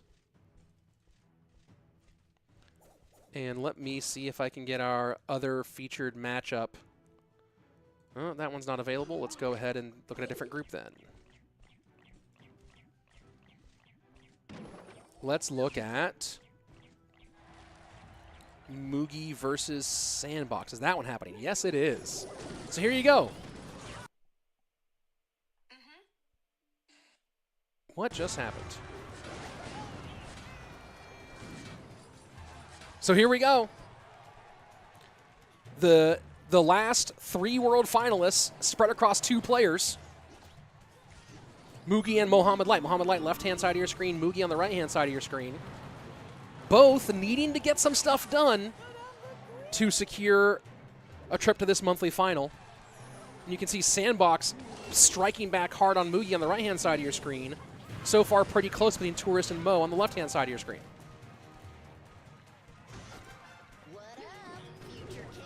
Rich, if you weren't married, would you go to dinner with the princess? I'd go to dinner with the princess either way. Like, it's dinner. I'd be like, hey, how are you here? Because you're fictional. That'd be my first question. Second question, where'd you learn to shoot like that?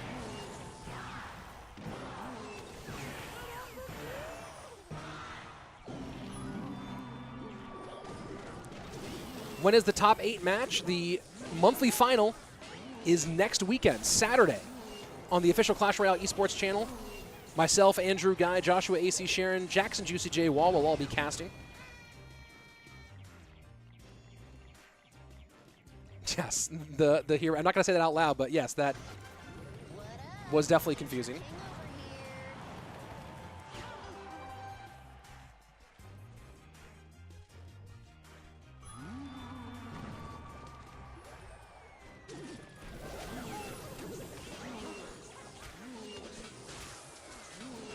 This delivery is so devastating. Able to cover so much for Mohamed. Here you are in a match against MK with Piggies, but you're able to shut down defensively so nice. Ridge, isn't it tough doing all this alone? I mean, it's definitely complicated, but it's also kind of exhilarating, right, to have all this happening at once. Mugi looks like he's going to take game number 1 here, and he does against against Sandbox.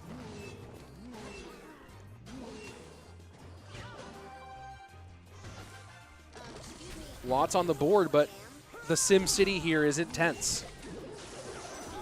But look at the way Delivery is able to control up high, right? So even with all this happening, Mo is so confident, able to play a little Sim City, put down a couple of Teslas. Evo Tesla comes out, and then Delivery just able to do damage, clean up, take aggro, tank, just so many things all at once from Royal Delivery.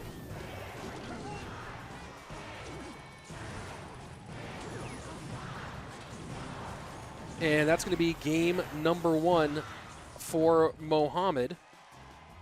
Let's go ahead and jump into Morten versus Coco as they go into sudden death overtime.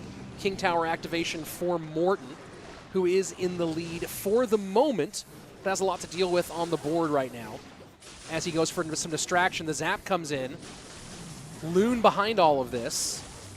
Morten has to be really, really careful here. He might have to NATO this back. Fireball comes in. Does he have the NATO?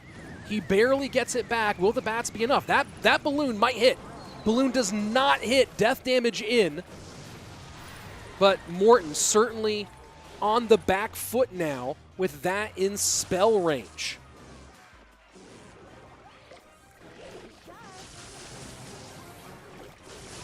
And Fireball will win game number 1 for Coco. Let's check in on Dominik and Hasiel.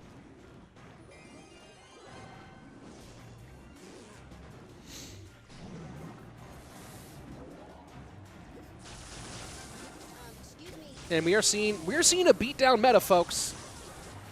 Make no mistake, it is a beatdown meta right now.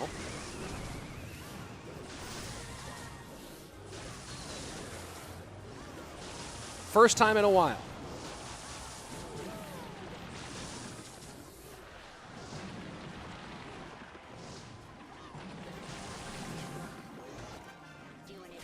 Final minute for Hasiel and Doom. And we're going to get Mugi Sandbox back up for you on the right-hand screen, game number 2.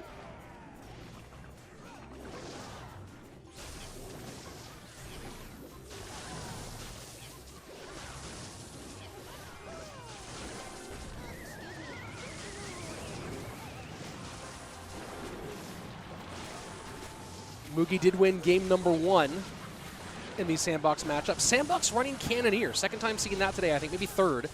Have not seen a ton of it, though. Final 20 seconds here between Hasiel and Doom.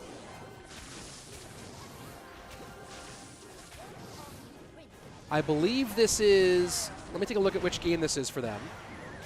As it looks like Hasiel's got it. And this is game number 1 for Hasiel and Doom. So more to play between these two. Let's go jump over to Sandbox and Mugi with the full for a moment. I'm going to go ahead and try to see if we get our Mohamed Light game 2 back up, and yep, we have it. So here you go, Mo versus Tourist, and Mugi versus Sandbox.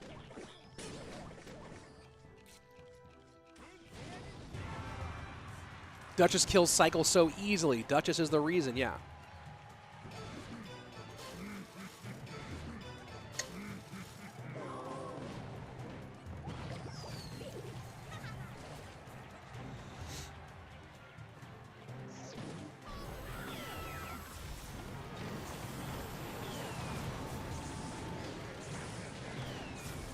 Dominik equal Doom, yes. Where's Air Surfer? I don't know.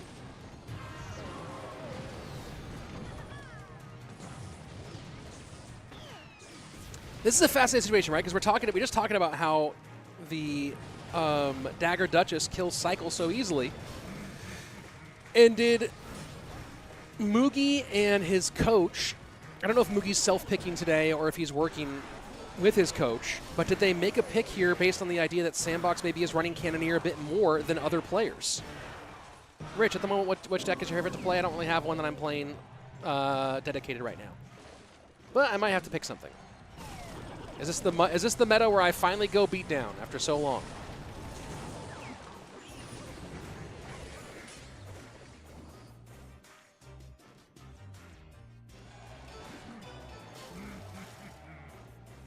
And so far, you look at both screens, both world champions firmly in control here. Sandbox behind Mugi 2190 to 868. And Mohamed Light, if you can see on your left-hand side of your screen, way up on Tourist and adding to that number here as he's barely taken any damage, and Tourist right-hand tower is under 1,200.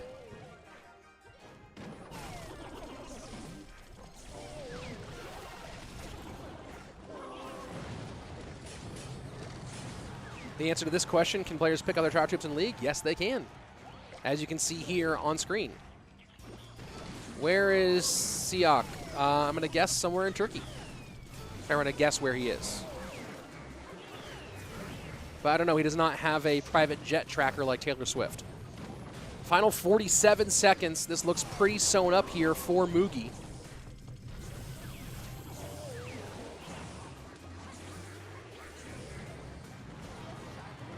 And looks like the same thing for Mohamed as well. I think we're going to get both of these games done at around the same time.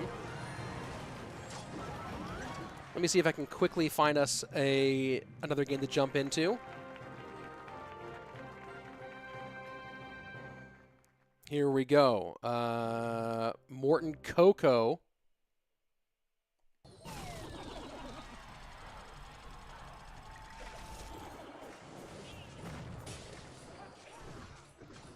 And I'm going to see if I can get us something else to watch as well.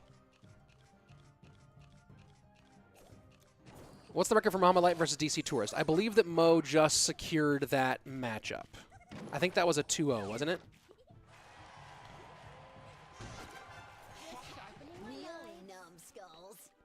I will double check that, though. And let's look at Vitor Faust, because remember, Faust can... Oh, they are not moving yet. All right. Let's check out Adriel and EGW, which is a pretty fun matchup.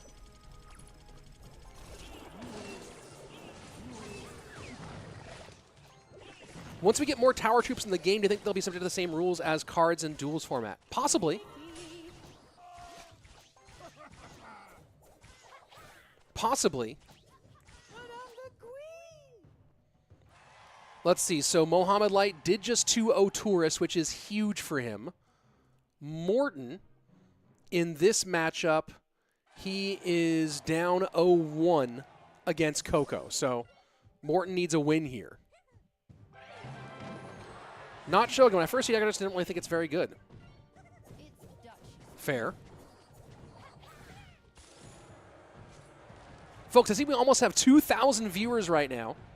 If you can, go ahead and subscribe to the channel. Like this video. Like this stream. All easy and free ways to make sure that you stay dialed in on Clash Royale esports content. Plenty of chances to watch the best in the business. There's two videos up on my channel right now. One is just a supercut of all Mohamed Light's games when he won the CRL warm-up tournament. So an hour, almost an hour of straight Mohamed Light gameplay for you to watch and learn from. And then a great video where Morten joined me on the channel and we broke down his 3 favorite games from his CRL career.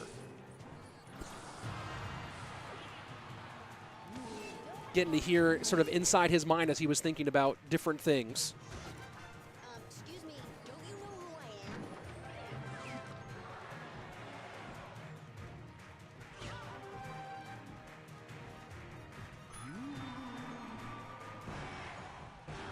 am? Morten cycling Ghost in the back, having trouble breaking through here.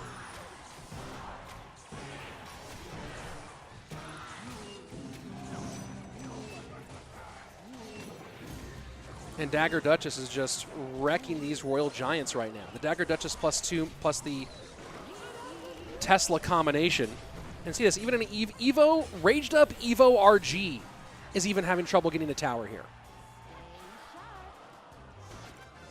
Excuse me, don't you know who I am?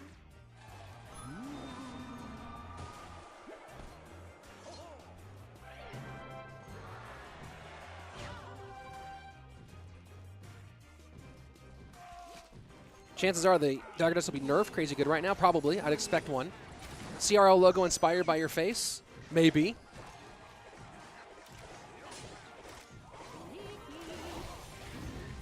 All right, so now we have the dual RG pressure. And Tesla takes one very important shot. But again, back to Tesla so fast. And the Evo Bats can't get involved. So here we are in triple. This is, if Morten's going to do anything, this is when he has to do it. Doing it for the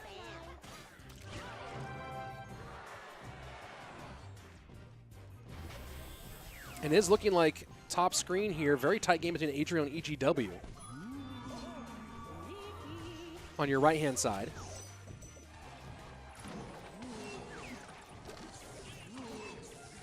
And a very close win for EGW over Adriel. More on that group later.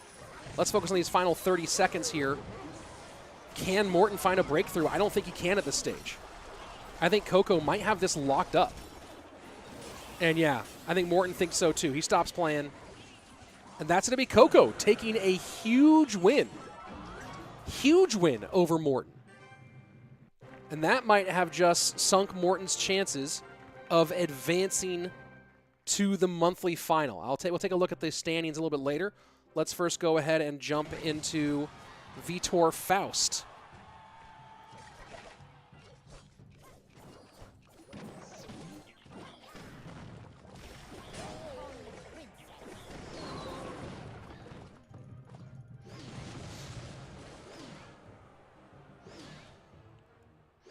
Will we get another Evo this season? I actually don't know.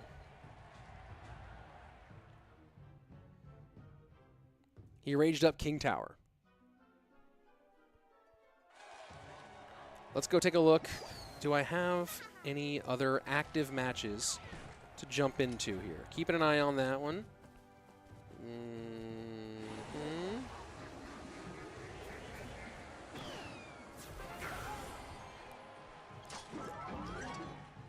Well, that's an important one here. Let's see.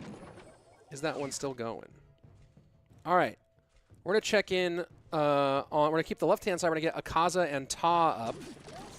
Because, again, Akaza is the last gasp for this group to keep Ta from running away with everything. It's not looking good for him in the moment.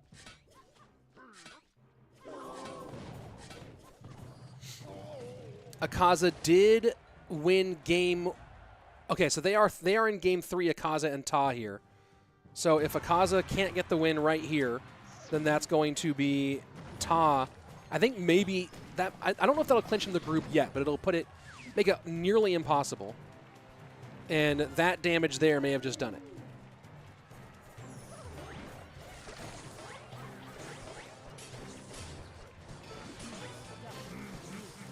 So win for Ta.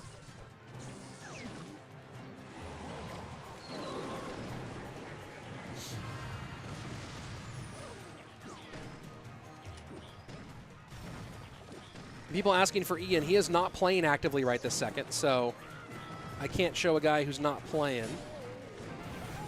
I am going to show Rocket and Rolex. Rolex does have a chance to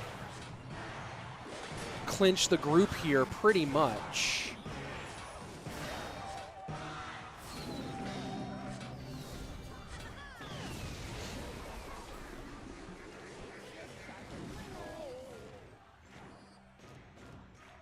A win for Vitor here would be massive. Because right now it's Mo and Faust competing with Mo taking that win in his other game. So this is kind of a big swing game right here. These 90 seconds.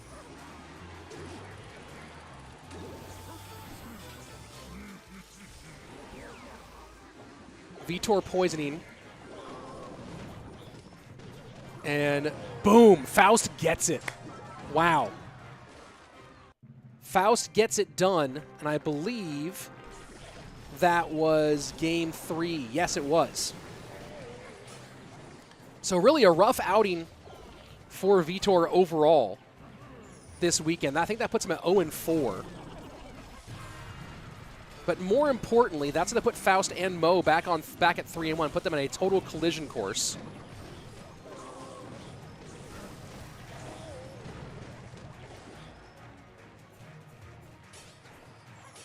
Adriel did take the L there, so Osama, in his match against Jorz, which has not apparently kicked off yet, could be a big deciding factor in Group 2. I'm going to see if I can get that one up for us here in just a moment.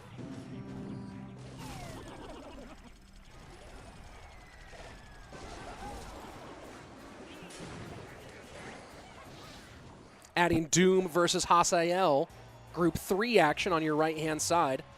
Hasiel trying to chase the current group leader. Could I show you the standing? Yes, I can in a little bit.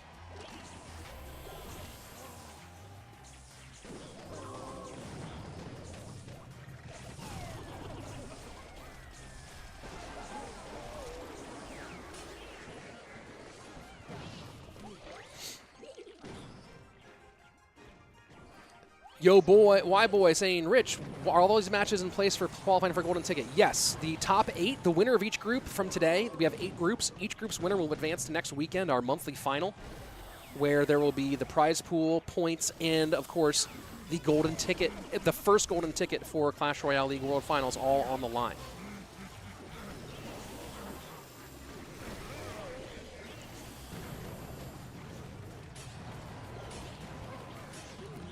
Rich, do you have any idea how much more time it would take for this competition to end?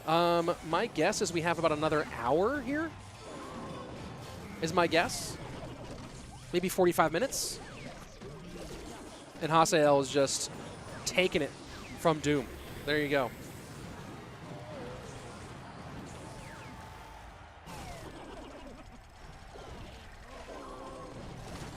Final 22 seconds here, and Rolex firmly in control. me see if we have any more games active right now. This might be the last active game here in this round. Yes, it is. This is the last active game, so I'll go ahead and take you guys through the group's results here in a minute. Rolex. Crushing it. Crushing it. All right, let's go ahead and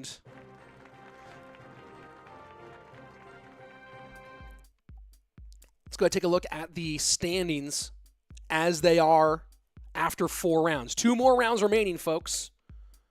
In group number 1, Mohamed and Faust, both currently tied at 3-1. Mo has 0-4 Vitor up next. And Faust has Tourist, who is still technically in the hunt. So, on paper, harder situation for Faust. But if they both win, we'll be set up for a round 6 matchup to see who goes through. So, hopefully, it'd be fun if they both win, and we can see a round 6, winner goes on, loser leaves town situation. Let's take a look at group number 2. We have... This one is still finishing up its results from the last round. It still has all the... Oh, no. There we go. 2-2-2-2. So this group is anybody's group here, all tied up in group number 2. That's fascinating. Adriel kind of opened the door there with that L. Group 3. Hasiel with that win over Doom takes control, now has control over his own fate. Has to keep winning here with xAlee and Droy both in the hunt still. So still group 3, not close to decided yet.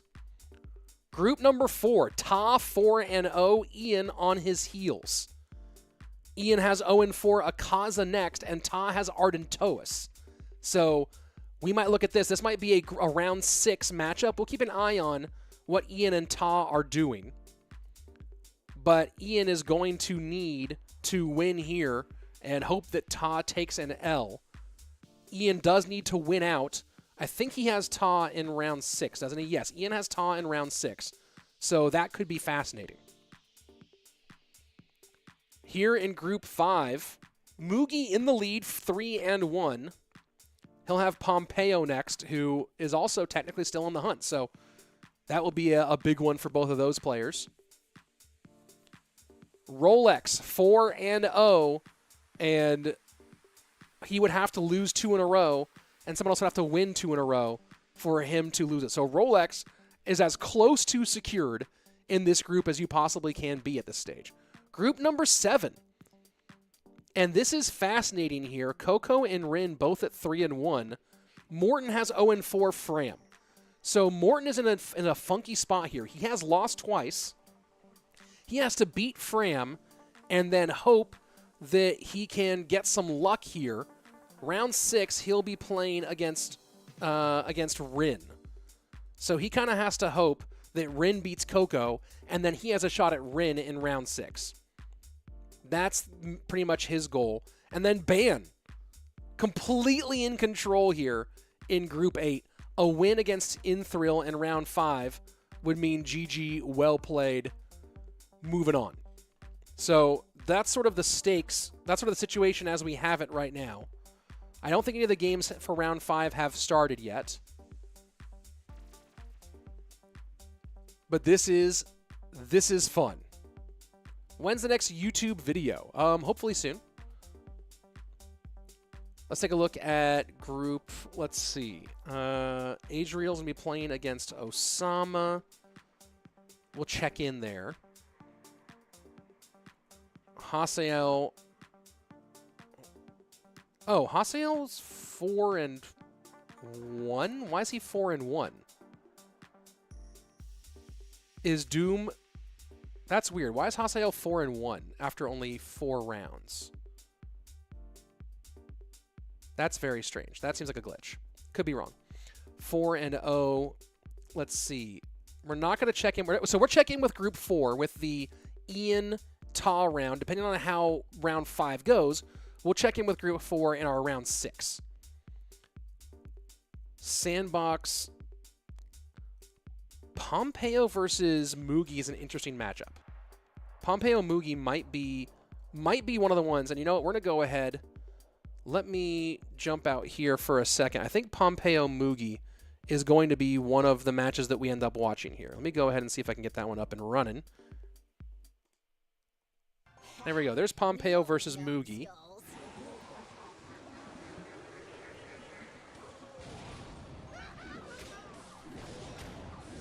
Black Band saying, I hope Rolex will be champion. Rolex is best drill player of the world.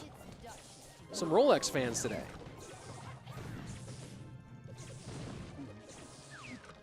Let me take a look and see what I think we're going to watch, what our other matchup's going to be here. Doom and Droy. No, Hasiel's got that group pretty on lock unless he loses. Ta Arden. Not that one. Not that one. Coco Rin might be one to take a look at. And that's pretty much wrapped up. Huh, this is... I think we're going to take a look at... Where are you? Where are you? Where are you? Let's jump in with Arden and Ta. Nope, has not started yet. What else do we got?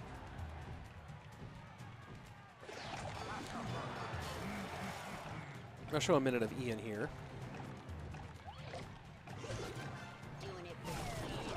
Oh, wow. Akaza.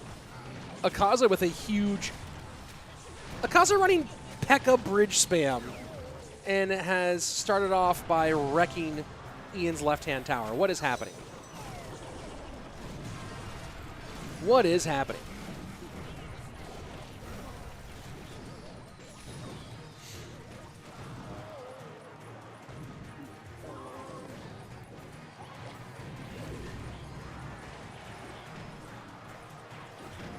Hey, Rich, what's your opinion on prize pool distribution? Would it be better if anyone got in the top 32 got a little cut of the prize, not this top 8? Yeah, it would. I mean, what's the amount that would make it worthwhile? Boom. And big game 1 win there for Mugi.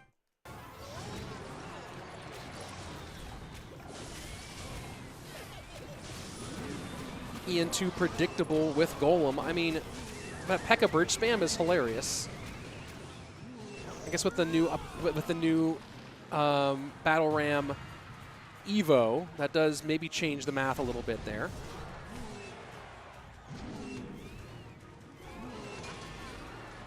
Let's see, what was the other one I was looking at?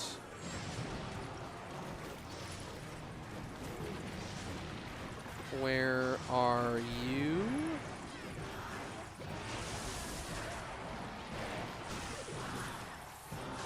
Rich, do you think Drill needs a nerf? Likely. All right, here we go.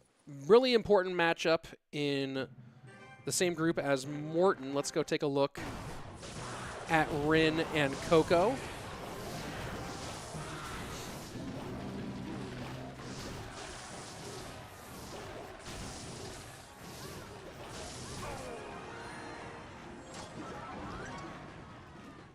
All right, here we go. Coco takes game number 1 there. Mohamed Light against Vitor.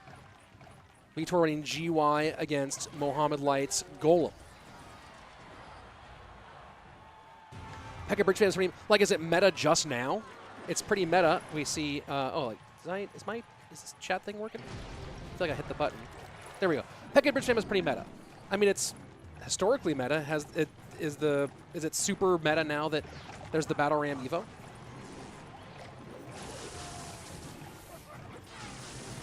Again, we are in a strange new meta. Let's put it that way. Let's go see also. That's only checked in here because of the Dagger Duchess. Yep, Dagger Duchess is changing everything.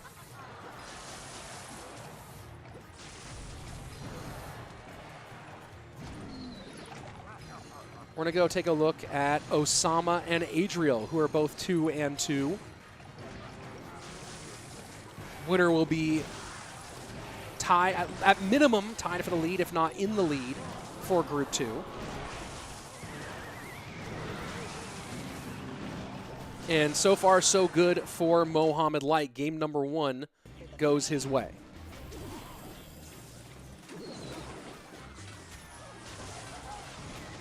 Let's see if I can check in on the other game. Here we go. Here's the other game in Group 1, Faust Tourist. So Mohamed not only wants to get the win here against Vitor, but really wants to see Faust lose to Tourist. But if Faust wins, this will set up a very interesting game, round 6 matchup between these two. Adriel trying to fight back here. Second Tesla. Oh, but a huge, huge XE connection for Adriel.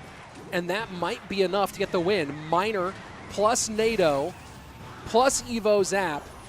And Adriel roars back into a big win there. Let's go ahead and switch our sound and jump in to this very slowed down. What's happening with Tourist and Faust here? I guess they decided to wait until double to really kick things off after a little bit of extra stuff.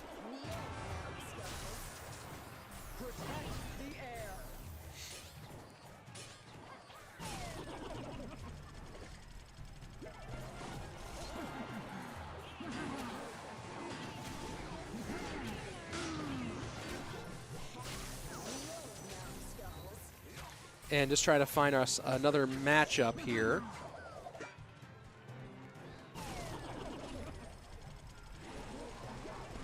And here we go into Group 3, Hasiel versus xAlee. Remember, Hasiel 3-1 here. He can pretty much secure the group with a win over xAlee. Right now, xAlee 2-2. A win would toss this group into chaos. Any new Evo basically fits well into Pekka Bridge Spam, Zap, Wallbreaker, Ram, Berry. Okay. Yeah, I guess Pekka buff plus Zap plus Ram Evo all made it work. Fair enough.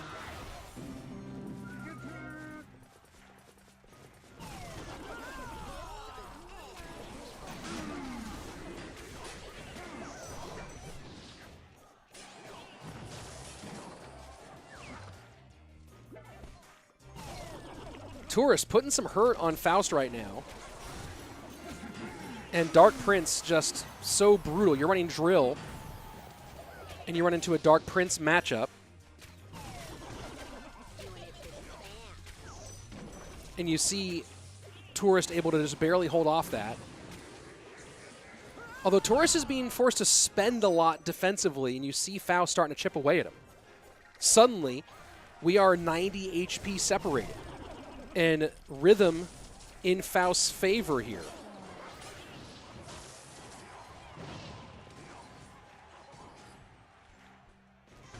Faust with a little bit on the board.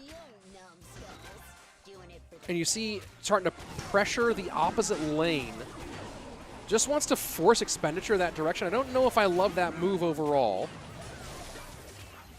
And that Evo Zap, that's a lot of damage in, and that might be it. Tourist might be taking game number 1 here.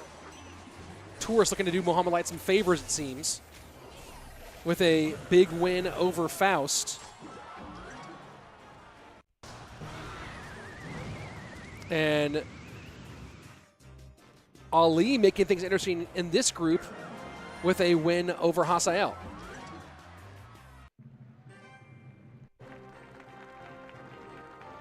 Let's check back in with Ian and Akaza.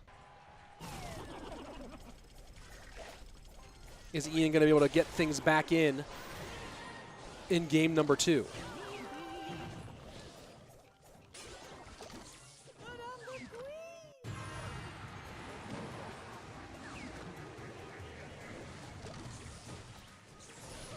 Mohamed and Vitor entering into their second game.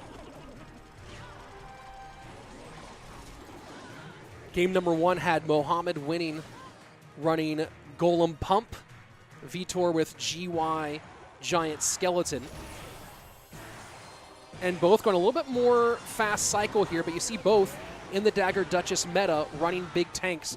The MK for Vitor and the Giant Skeleton for Mohamed Light.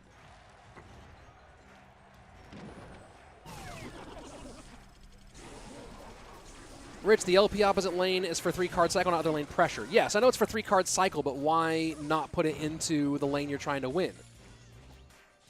Just to avoid spell value on that tower, I guess? Right, that is your weak side tower, so you're getting 3-card cycle, you're pressuring the opposite lane, and you're keeping the spells. You're not giving free spell value on your tower. So you put all 3 of those things together. Rich is maybe tough to articulate, but how is Molite so consistently good in a game that's so matchup dependent? Because A, competitive ends up being a little bit less matchup dependent because you're not just randomly pressing play, although he still wins like crazy on ladder. Mohamed Light is really good at winning the 60-40 against matchups, right? The matchups where he doesn't have, where the opponent has matchup, but doesn't have like 100-0, right? So he's very, very good at making that choice, or at figuring out how to win those ones. He's really good at assessing early on in a matchup, how does one win, right? So even in bad matchups, he'll go, okay, this is the only way I win this, so let me make this happen. There you go, Ian tying things up against Akaza. And we're going to go ahead and focus on Ian versus Mo here for a second.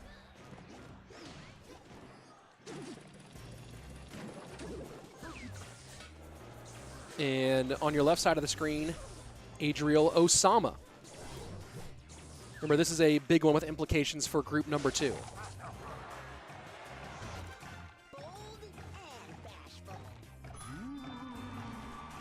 Vitor with the lead here against Mohamed, 90 seconds left. And you see Mo kind of just ignoring a lot of that damage on the right-hand side. Dagger Duchess does not clean both up. There is the second wall breaker does connect. And so Vitor able to put some real pressure on.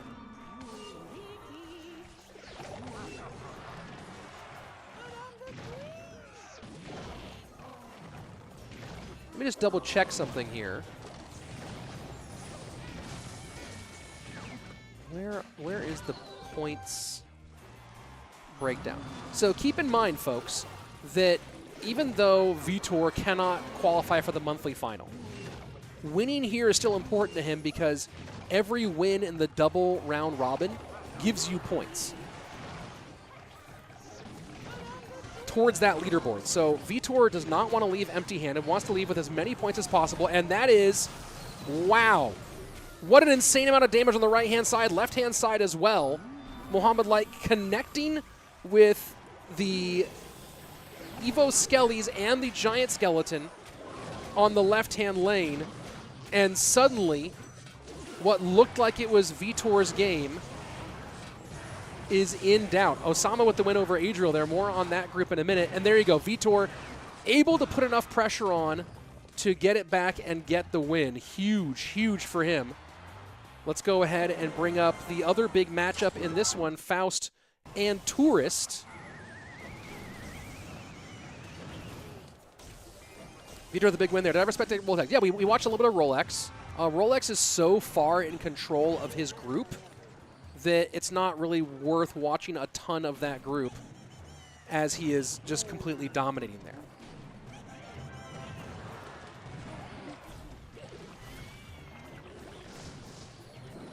Let me see. Not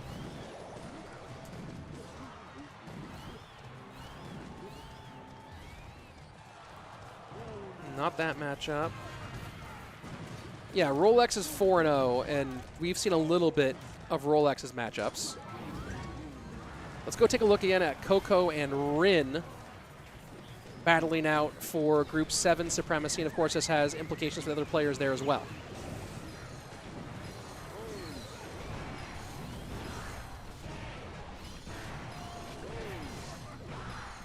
Man, Faust does take that one.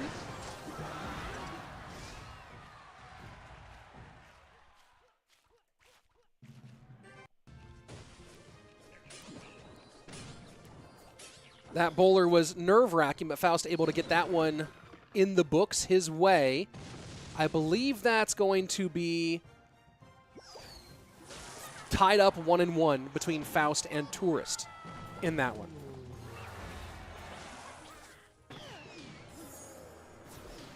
Here's Ian versus Akaza, which I think is a game 3 here. Ian playing just to stay alive and not in control of his own fate. Game number 1, victory for Akaza running P.E.K.K.A. bridge spam against Golem Pump. Game number 2, it was Ian with Graveyard Archer Queen against Drill Queen. And it was Ian winning that matchup. So here we are in game number 3. And Ian, of course, going hog. And going hog into NATO Cage. I don't love the hog call here. We've seen what Dagger Duchess can do against hogs. We're seeing the same thing from Rin. I mean, Rin and Coco both playing hog here. But Ian against Bowler, NATO, Cage, playing Hog Rider.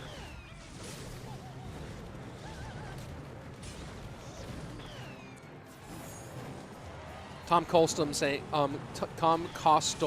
saying, yep, it's wraps for Ian. Maybe. I mean, if there's anyone who can win this one, Ian's the guy. He does have Inferno Tower plus Mighty Miner plus Log. So, can he has a lead right now. Like I said, Ian's the guy who can win this one if there's someone. Mineralogical saying it's Ian's matchup.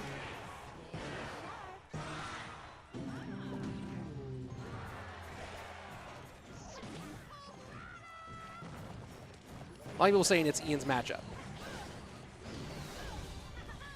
And like I said, you talk about difficulty of breaking through, but you have the cycle problem for Akaza. And you see what Ian's doing, just EQ cycling. Rin versus Coco, though, the one we have audio for here in the final 90 seconds. And Rin way ahead of Coco at the moment. Saul Goodman saying it's not his matchup.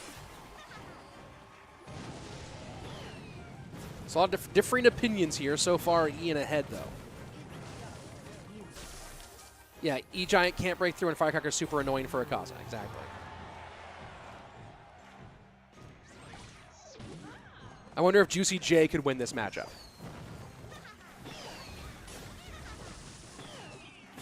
Coco trying to send a long hog here. And back to us. I like that hog because he's trying to figure out a way to actually get past the Inferno Tower and the Snowball. Not able to do it. Does the Monk stay on long enough to 3-card cycle again? And it doesn't. So now back in cycle on defense as everything Rin needs to shut things down.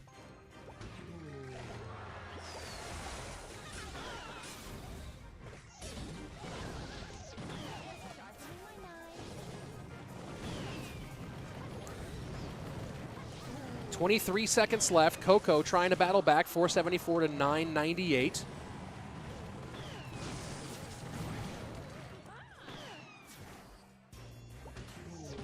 But that should be more than enough. Little prediction snowball. Doesn't get a hog in, but EQ is good. And you see Ian does take the win as well. So Rin with the win, Ian with the win. Let me go see if I can find us something else to jump into really fast. Let's go check out what's happening with Faust against Tourist.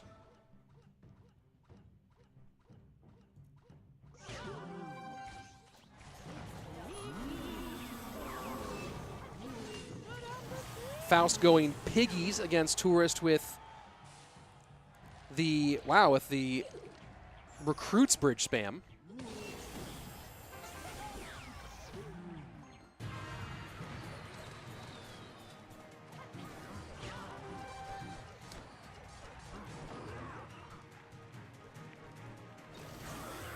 And 2-0 for Mugi over Pompeyo. That may have just about secured it. Yeah. No, he still has game 6. I don't know about all the different specific matchups there. Let's go check out Fram and Morten. No, that one has not started yet.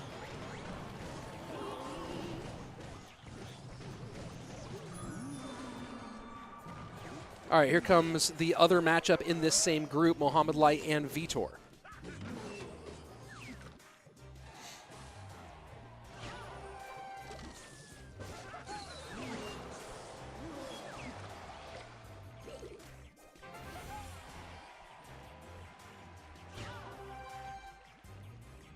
One second, folks.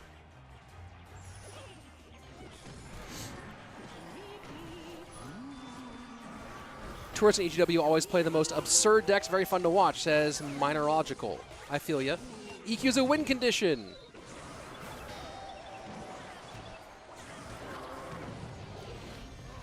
And Mohamed Light does take care of Vitor, so now the big question is, does Faust get it done here? A win for Faust over Tourist would set up a round 6 showdown.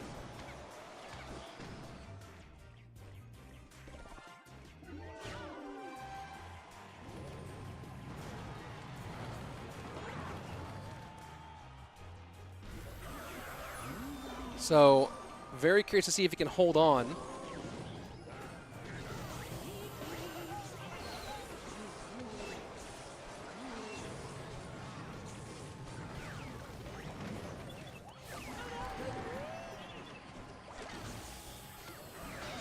Osama Adriel still has not started their matchup. 13 seconds left. Faust in the lead, has to defend this big push.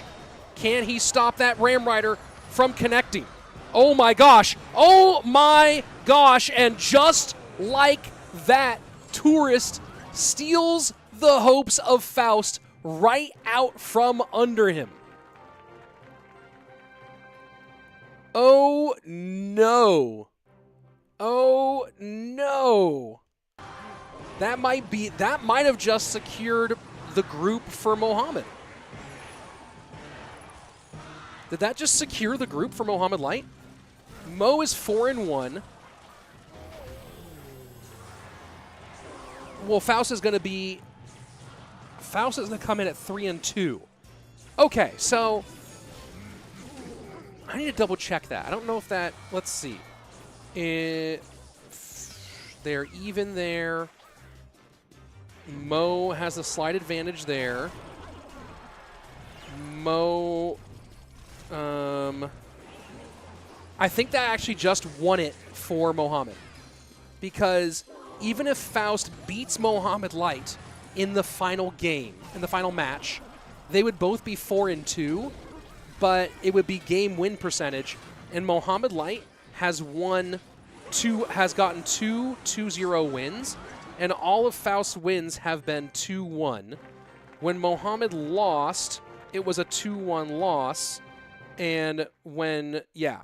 So I don't have it all. This is why I wish I had that Royale API thing in front of me. But I think that just clinched it for Mohamed Light. Not 100% sure. Still trying to figure out all the details here. Let's go ahead and take a look at the groups. I'm still trying to find, I think we still have one more game active. I'm just trying to find it. Let me just double check this. That's done, that's done, that's done, that's done, that's done. FFL and FFW means forfeit win, forfeit loss, by the way. Oh, this might still be going. That one might end up being a forfeit because they're checked in but haven't actually started the game yet. Keeping an eye on things, folks. But, so we'll take a look. JDaniel might have just walked away. Are Fram and Morten still going? Morten is checked in, Fram is not. I guess Fram and Morten still might be going.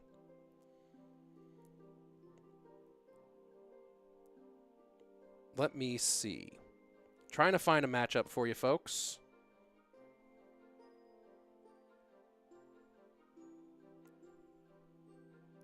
That says Morten is checked in. All right, let's take a look at everything. So, let's take a look at Group 1 here, where in Round 1, Mohamed lost 2-1, and Faust won. Then, from here on out, you see Mo wins 2-0. Faust is only getting 2-1 wins. Faust loses 2-1. But all of Faust's wins are 2-1s. Mo has 2-2-0 wins. So if someone else can do the math here, I think that maybe if Faust 2-0s Mohamed Light, that could change things for the. I need to actually let me just make a little quick spreadsheet here and do the math on this one. I'm not good at keeping it in my head. Unless someone else there already has it. Unless someone already has it. I think Fram rage quit. Maybe. It's not impossible. People do that on occasion. Let me see if we do have a game somewhere that I can put up whilst I am doing all this math. Rolex checked in. Oh, this says victory for Rolex. Oh, so Daniel did forfeit, did give the, he decided not to play anymore. So Daniel's gone. JDaniel's out. Let me see if we're going to get this Morten matchup. So that means Rolex has secured his group. And Fram versus Morten, this is still holding. We're still not, we're going to see a round 6. We're going to see it in just a couple of minutes. All right, let me go ahead and try to break down Mohamed Light. So Mo has went 2 games, 1 loss in the first round. And Faust, and Faust went, let's see, he went 1-2. Faust went 2-1. In round 2, it's annoying that I have to do this just like this. Let's see. In round 2, Mo went to. What is happening here? Mo went 2-0, and Faust went 2-1. Mo has 3 losses so far. Faust has 7. Shouldn't be possible for Faust to win even if it gets the 2-0. Is that what it is? I'm just trying to catch up on this one. Mo went 2-1 against Faust. Faust went 1-2. I'm just double checking this, folks. Morten got the win. Was it a forfeit win? Because the game didn't actually end up playing. Oh my gosh, why does that keep happening? Leave me alone. In round 4, it was Mo with the 2-0. Yeah, this should be already locked in for Mohamed Light, which if that's the case, we're not going to watch Mohamed Light's last game because it will not be competitively relevant. And then we're going to get a 2-1 and a 1-2. And then let's go ahead and just do some sums here. Up. Sum of all of that. Great. And let me drag that across. And yes, so even if Faust 2-0s, he would have a record of 10-7 games, and Mo would have a record of 9-6. Can someone do the percentages for that, please?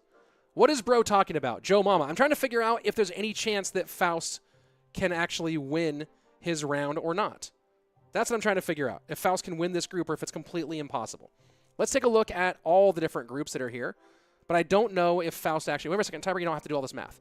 Yes, win rate is second tiebreaker. That's what I'm trying to figure out, is what would the win rate be if Faust wins 10-7 versus 9-6. Is 10-7 is 9-6 the better win rate? Mo would still win. All right, there you go. So that match is unimportant. Group 2 here. Adriel and Jorz are playing to see who wins the group. So we're definitely going to watch that one. We're going to watch Adriel and Jorz for sure. Group 3. Hasiel already has won the group. Congrats, Hasiel. Group 4. Ta versus Ian. I don't know that. Can someone figure out if Ian can win that group still? Ta versus Ian. Who has the win rates there? Ta versus Ian might be competitively relevant. So let's figure out what that one is. Mugi versus Pandora. So that one also might be relevant. Group 6, Rolex has locked it. Group 7, Rin versus Morten. And again, another one. I don't know if 2-0s could do it.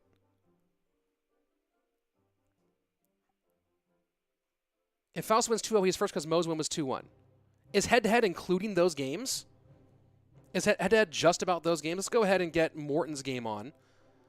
This is, again, where I really wish I had the old Royale API stuff to help me not have to do math on stream.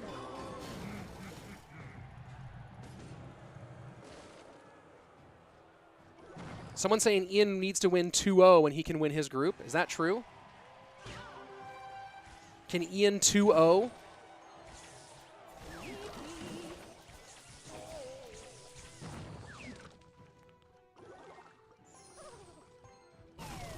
And Fram with a forfeit loss to Coco as well. He might have given up.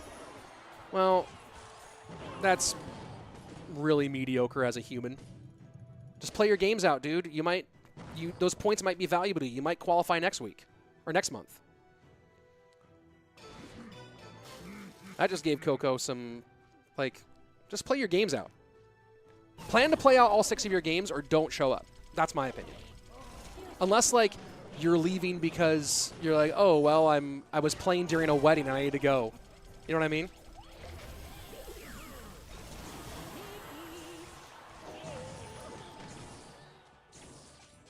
Yeah, if you don't finish your game, there should be a penalty for not finishing your games out. I agree with that. So, Ian.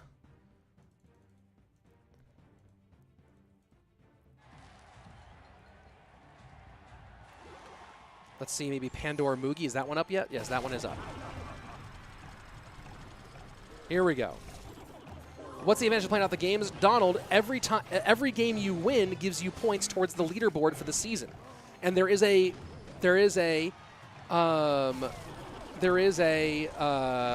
ticket to World Finals for the overall points leader.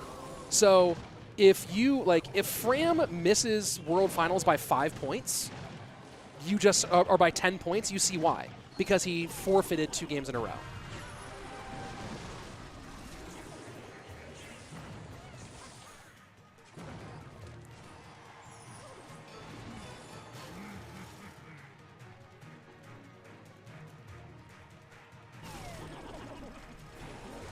One second, folks.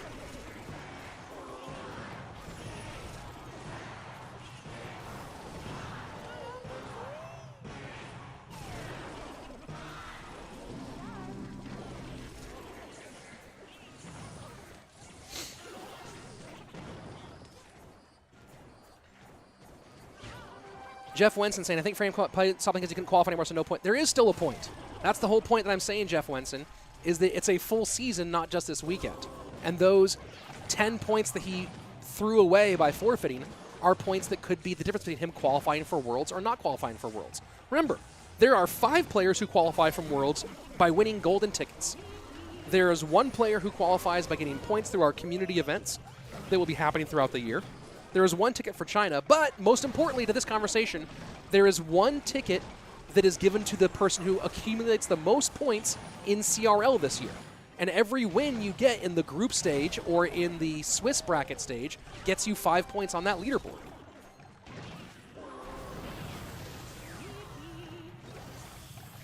And also you undermine the integrity competition with other players. Yeah. No, it's just it's a poor show. It's a poor choice top to bottom. And I do think there should be a penalty for doing that.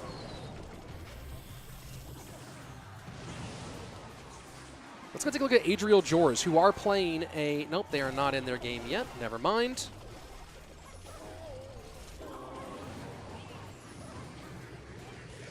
Droy,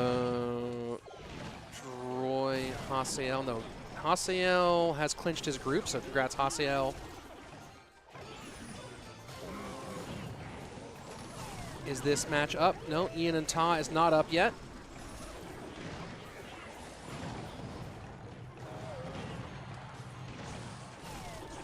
Rolex already clinched his group.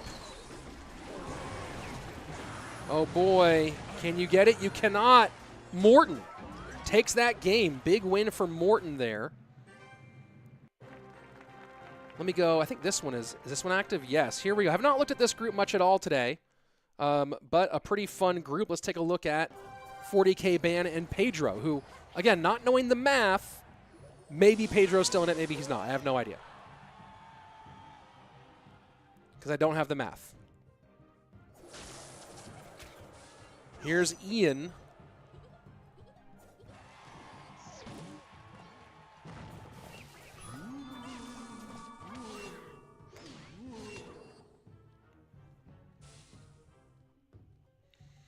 Do you really think Fram already gave up on the points leader as only one player cost from points, so even one poor showing he had this month can ruin your chances? But he didn't have a poor showing. He made it to the group stage, right? So those 10 points, maybe he has a great showing next month, right? It's so early to be going, oh, hey, I'm going to toss out the idea of being the points leader for the season. It's actually crazy.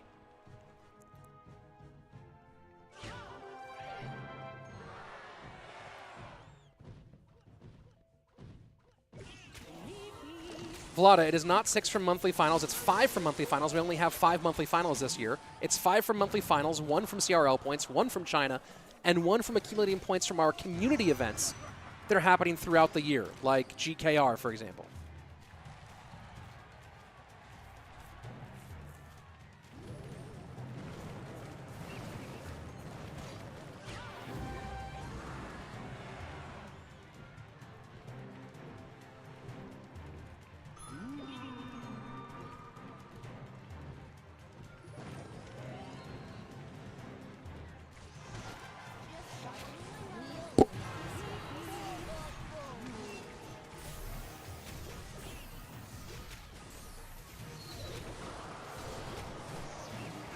Or a Q-Lash Dragon League, yes. I'm going to try to cast as much of the community events as I can this year. A lot of them are not well timed for my schedule.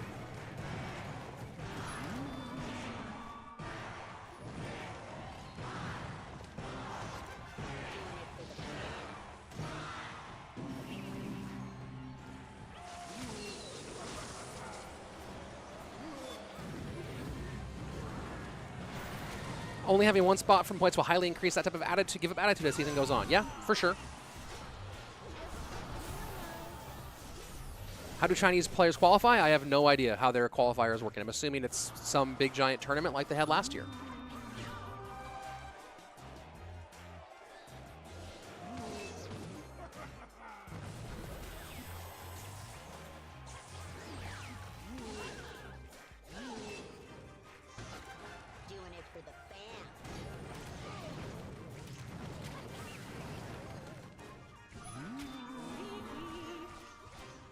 Air Surfer, good morning. Can we see a leaderboard after one of these games? I'll do my best, Air Surfer. My resources are a little limited, unfortunately.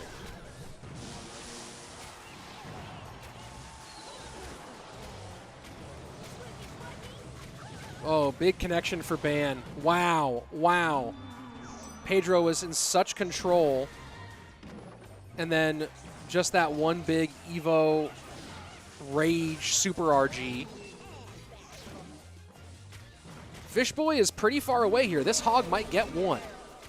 And the hog does get one, but that one's not going to be enough. You see, trying to figure out some way to block the lightning, and Ban can just wait. GG, well played. Ian takes his game number 1 here. Let me go ahead and try to find us another game, and preferably one that is competitively relevant. I think, again, I don't know if Morten is in it or not, but here's Morten's game right now against Rin.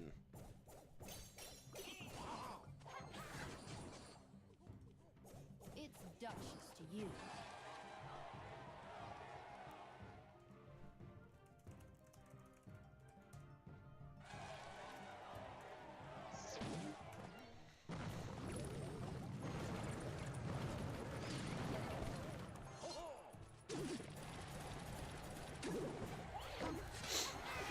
All right, let me see if I can find another one of our pertinent matchups. Let's go into Adriel and Jorz.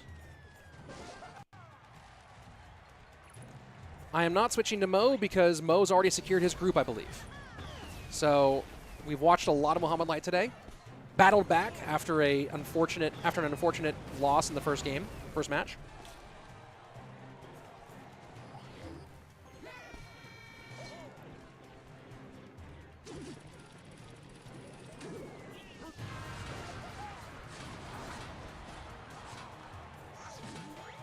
Is Morten possibly going to 2-0 here?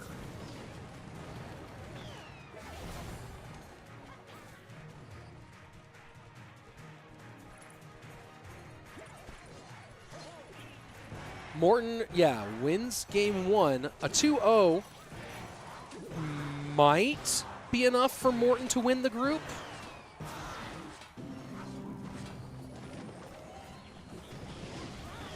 I don't know.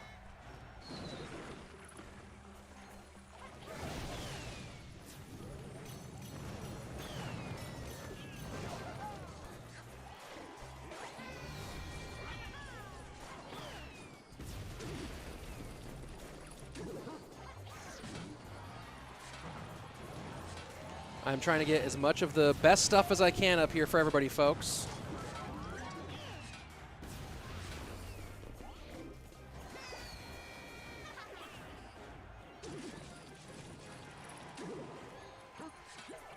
Let me see. Ian and Ta are not in game right now.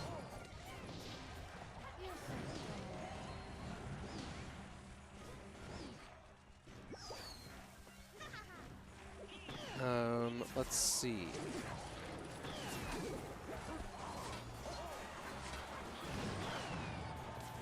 Mugi 2-0'd Pandora, which should secure him that group. So Mugi is through to the weekend.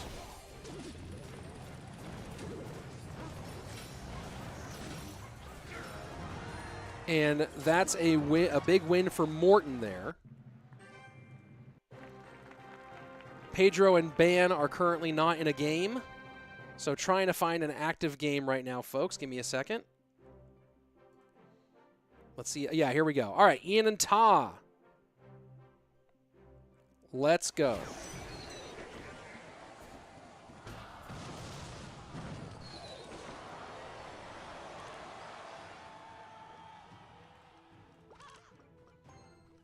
Anyone who says stop yapping to me is subject to a timeout and maybe a ban.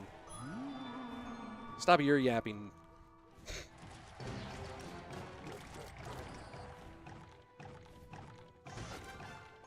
You know what? Actually, I'm just gonna ban. Not even a. You know what? Bye. Not even a. That's the mood. That's my mood today. You are reformed pepectus. Banned. Bye. This is a dictatorship, not a democracy.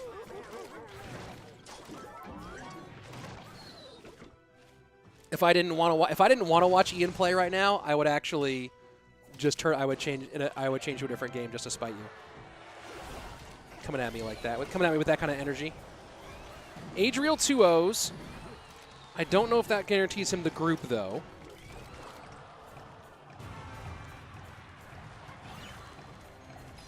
Mugi already locked his group in. That group is locked. Are they into their next game yet? No. Wait a second. Wait a second. What was that? What was that? Let's go look at group 7.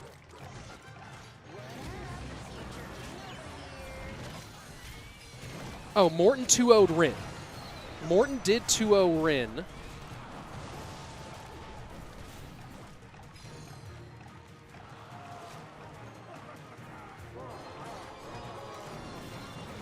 So, does that do enough, though? Coco is checked in against Fram, but of course Fram has already gone for a DNF. Pedro and Ban, I think, are doing their Game 3 matchup. Let me go ahead and get that up for you. So Ian wins. What does that mean? What does that actually mean? I have no idea what that means because I have no numbers.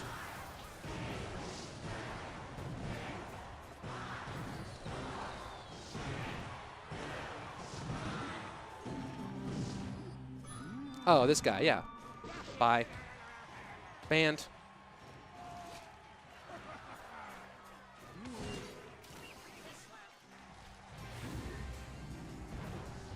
All right, but did that do enough? Can anybody do some math? I have too much stuff I'm trying to look at all at once.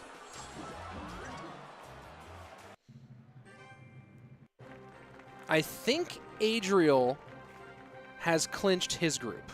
I think. I'm not entirely sure.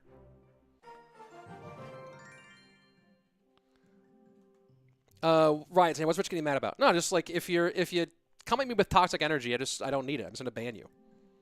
I don't need viewers that bad that I'm like, yeah, come in, be rude to me, and hang out. You know what I mean? It's not even an anger thing. It's just like a bye. All right, so Mohamed Light won his group. Great, congratulations, Mohamed Light.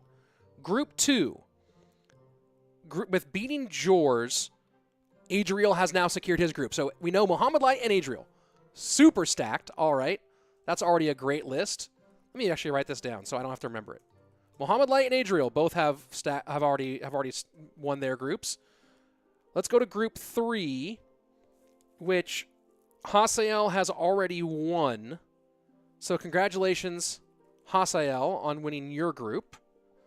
Let me see if I can, if they're still in, if someone's still in game, I can throw some gameplay on one screen, so at least we're having some gameplay going on. No, nothing there. What about Doom and Ali? Looks like Doom took that one 2-1, so still waiting on, but Hasiel has won his group, so good for Hasiel. I don't know. It says that he and Droy are live, but we'll see what happens. All right. So Hasiel has won his group. Group 4, Ta and Ian are both 5-0, and I don't know who are both 5-1, and I don't know what the numbers are. So I'm waiting to see if we get something.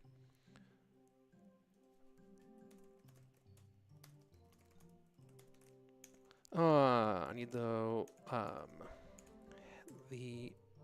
matchup data. Head-to-head, like, hold on.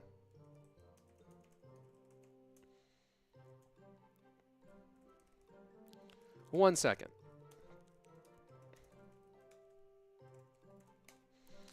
All right, I might just do the math for Ian. Ian has the head-to-head. Did Ian beat Ta both times? Or does it so here's let me read the rule book here for you and tell you what it says about that tiebreaker. Because the rule book, the tiebreaker says head-to-head, head-to-head game record. So with Ian 2-0, and did Ian lose 2-1 last time? Oh, so that might mean that Ian wins. Ta won first time 2-1, Ian won 2-0 second time. So I think that means that Ian is in. I think that's what that means.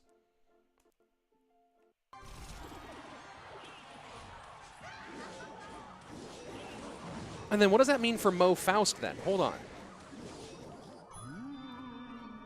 Did Mo 2-0 Faust? Oh, Mo 2-0'd Faust. Well, Mo 2-0'd Faust again. So, I mean, Faust doesn't have the record anymore. So there we go. All right, so I think that means Ian is through over Ta. Mugi won his game, won his group. Group 6, Rolex with easily won his group. Group 7, Morten, Coco, and Rin are all 4-2. Morten, Coco, and Rin are all 4-2, so I don't even know how that one works out. And I don't know if Ian's through. I believe that Ian is through. A lot of people are saying it. So I'm trying to figure that out right now. But Morten, Coco, and Rin are all 4-2, which makes that group very difficult for me to figure out.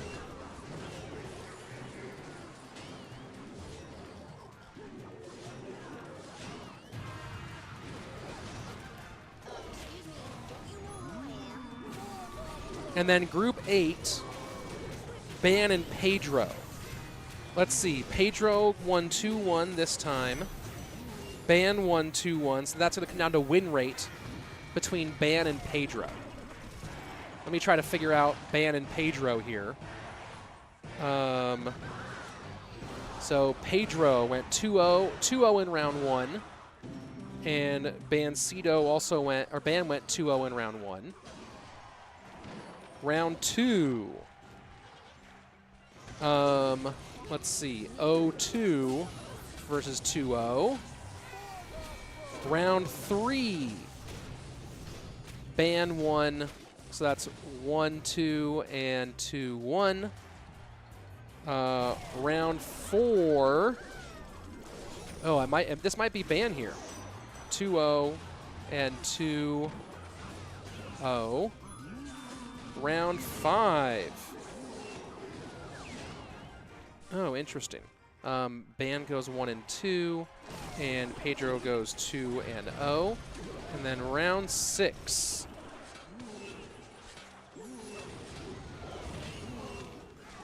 All right, let me just try this out. No. There we go. Trying to figure it all out, folks. Ooh, I think that ban wins 10 and 5, whilst Pedro went 9 and 5. Oh, and someone says that. Someone else said that too. So I think that's ban winning that group. Droy with the win over Hasiel. Doesn't matter, Hasiel already qualified. So really it comes down to Group 7.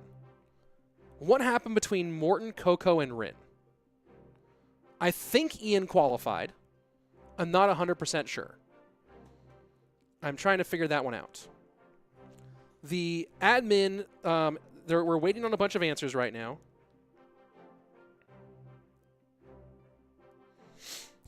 Waiting on answers right now as we try to figure this out. Let me put on some music here.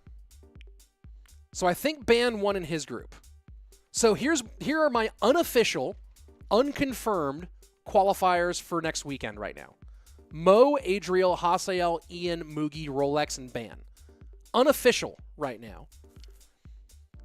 I'm still waiting for confirmation on Ian, but I think that's correct. Ta posted on X that he didn't qualify. Okay, so that should be Ian. So now we're looking at Morten, Coco, and Rin. And I honestly have no idea what's happening there. Trying to figure that out. Let me go ahead and do I need to just do a spreadsheet real quick? What is life? What is life? All right, let's go look through this Morten, Coco, and Rin situation and see if we can figure out who won what. So here we go. So in round 1, Morten went 2-0. Rin went 2-0. And Coco went 0-2. In round 2. Oh, but we have the head-to-head. About the head-to-head. Is the head-to-head like a round? Oh, let me read the rules when it's. Oh yeah. So, what is even the specific head-to-heads between everybody? Did Ian qualify? I think he did. I think he qualified. I'm now trying to figure out. Let's see. Versus Morten, Coco, and Rin. So Morten has a 2-0 over Coco. A 2-0. No, Fram doesn't matter. A 1-2 loss to Rin. An 0-2. So Morten and Coco are a draw. Are Rin and Coco a draw too? Oh no, Coco beats Rin on head-to-head game record. It might be Coco. And then Morten 2-0's Rin. Wait, so it might be Morten versus Coco. But then we have to get to win percentage, to overall win percentages. So I think head-to-head is Coco and Morten. And then now let's do Coco and Morten's game win percentage. So round 1, there we go. Round 2, let's see, 2-0 and 2-0. All right, let's go to round 3. Coco gets the forfeit win against Fram. So that's a 2-0 for him. And Morten gets the 1-2 loss. If Coco goes through if anyone goes through because Fram gave a bunch of forfeits, that's going to be so annoying. 0-2 versus 2-0 in that round. Morten, well, I guess Morten gets the same 2-0 thing. And Coco gets a 1-2 here. And then round 6, Coco gets another. No, so that doesn't even balance out, does it? And then Morten gets a 2-0. So they both finish 9-4. So I think that they have to play a tiebreaker. I think they do. I think they have to play a tiebreaker.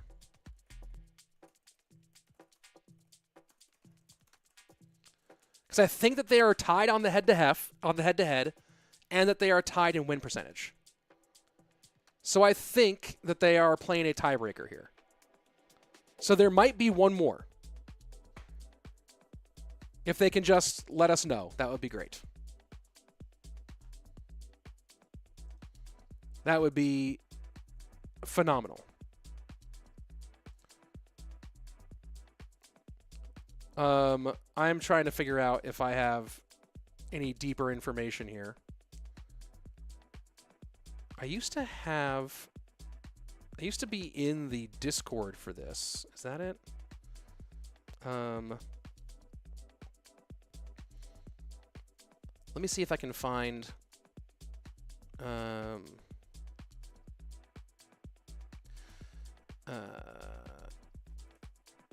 one second.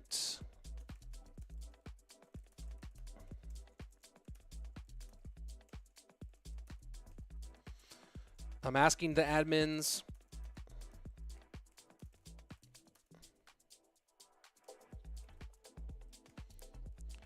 Let's see if I get a response on this. We'll see if I get a response. I'm waiting to... Oh, I might be getting some more information there. Are there any games left? Maybe. I'm waiting to see if we're going to have a Morten Coco tiebreaker. We are waiting to hear back. Well, that's fun. As we wait for that. Well, in the meantime, folks, if you haven't yet and you've enjoyed today's action, subscribe to this channel. Like this stream. Those are easy ways for you to help out the channel.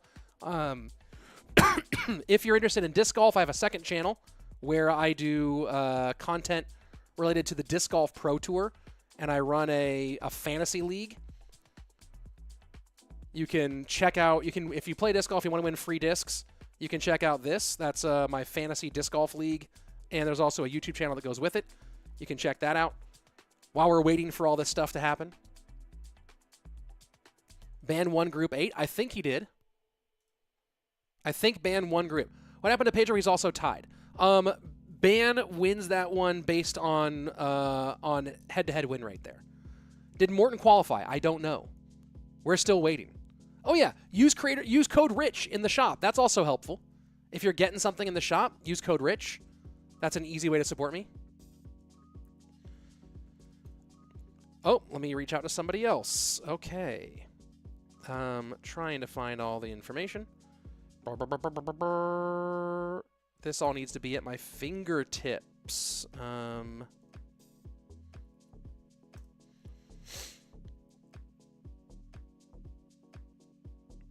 me try doing that. I can't even get through to that admin. All right. Well, the people at Supercell who I know are trying to find the information for me. Can I subscribe again? I would appreciate that. Rich for president. Thank you. Rich, Mo or Mugi, who's better? Isn't that the question? Bro, give me a diamond pass. I'll use your code RICH. Fair deal? Yeah, totally. Use code RICH in your group and your crush will reply. Not working, Rich. What? My link isn't working to my website? It worked when I clicked it. Maybe there's firewalls wherever you're living. If you don't want to go to that website, again, I'm just gonna plug this because we're waiting, because we're sitting here waiting for stuff. Here's my other YouTube channel. If you like disc golf, there's some fun stuff on that channel. You can go check that out. And again, we have a fantasy like disc golf pro tour pick'em that happens for every event where you can win discs. So check that out while we're sitting here waiting for all this information. As soon as I know, you will know. And if we have a tiebreaker, it'll happen right here. But just waiting for the information. Oh, the sheet's not taking responses. Yeah, it's not up yet. Where we do not have it out yet. Rich, FYI, your yapping is the professionalist. You're the best yapper ever that yapped on this earth. Oh, thank you very much. Let me see. Hey, Mark. I'm casting right now. What's the word on group 7? There we go. Great.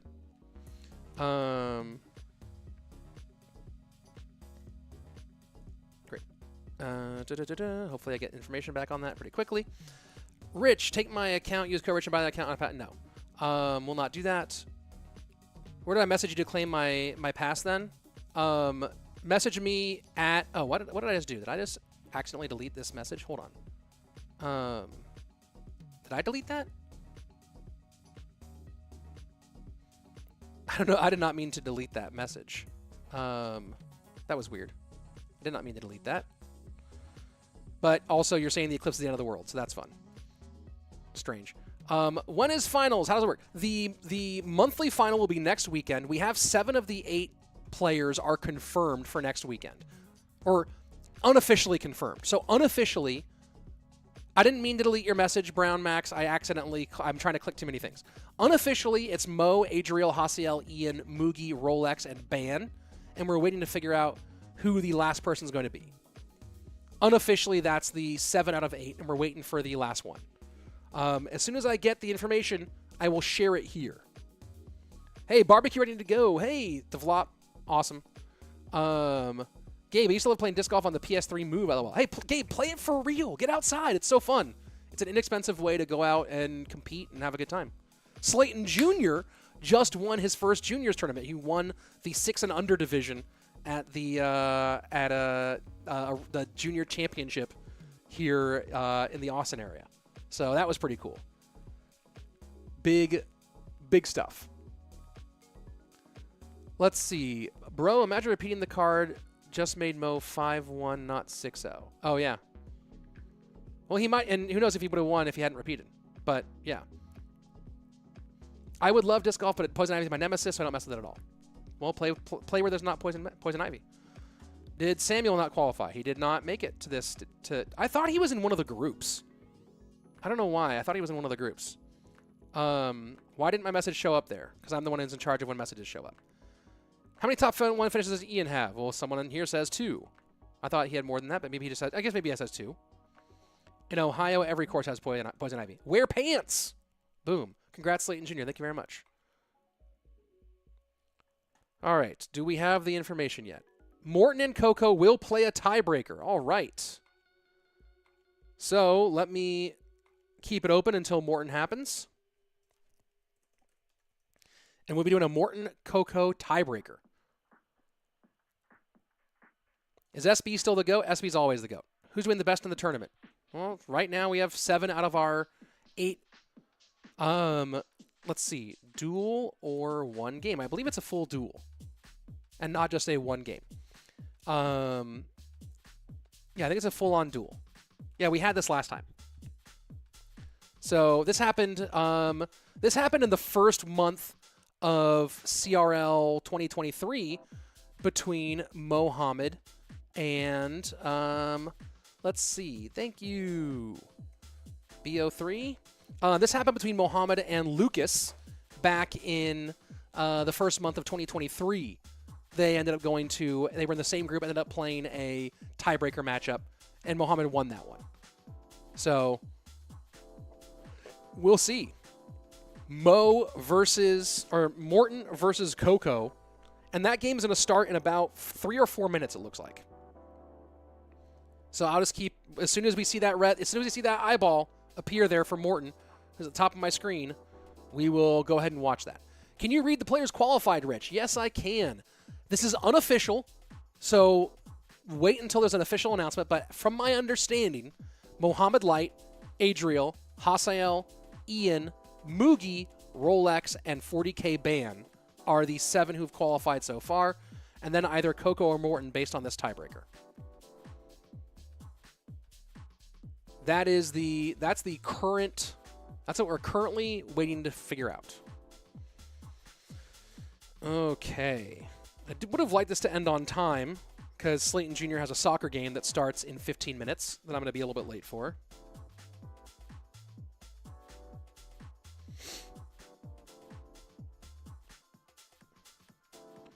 I'm telling Mrs. Slayton.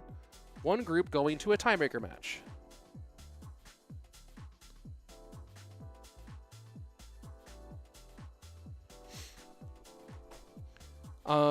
Do any CR players have girlfriends, says Daddy CR. Yes, absolutely they do. In fact, Vitor's girlfriend has attended the last couple World Finals with him. So, there's one example. Is Ian eligible to play tomorrow? No one's playing tomorrow, but next Saturday, there are 8 players, and I believe that Ian is one of them. Is it duel or one game? I believe it's a duel. Oh, I can join the clan. Let me go ahead and just come back out here for a second. Oh, no, I don't need to join.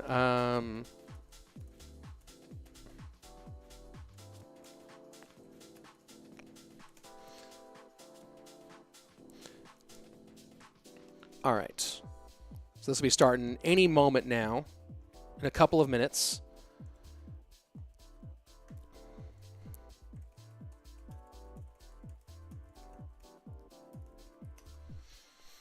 And we'll be seeing who goes through. I am definitely pulling for Morten. No offense. Would you join my clan for a day? No. No offense, just no. Do you think you could qualify? No. I am not that good. Is Mugi playing? Mugi looks like, I think he's qualified to the next round. Is it possible to watch replays of the games? Not right now. If Juicy J competed in CR, how far would he go according to you, Rich? I wonder how far he thinks he would go. I think he would probably make a couple of group stages, but would struggle to get past the group stage. That's my guess of where he's at right now. But here we go. Let's get it. The tiebreaker matchup. Coco, Morten. Winner goes through.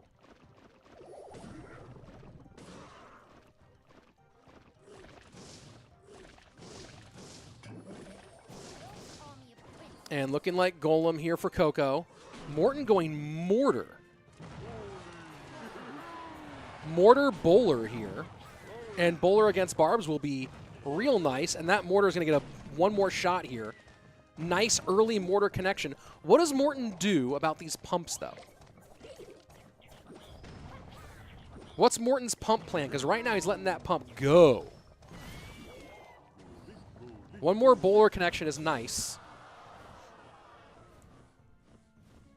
But do we see a Golem in front of this?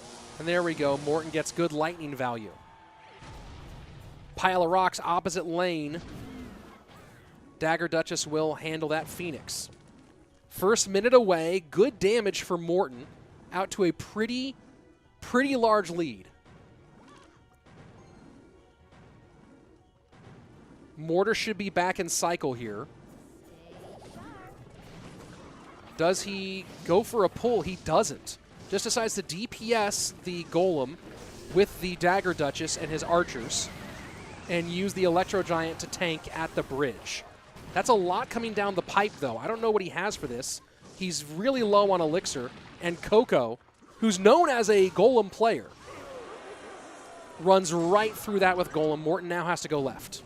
E-Giant, Mortar. Not getting it done.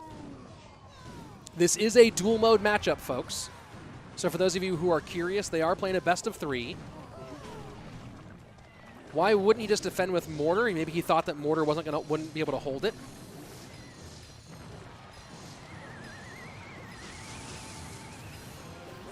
Does that? Oh, the Electro Dragon not close enough to reflect onto the Evo Archers. That's absolutely huge.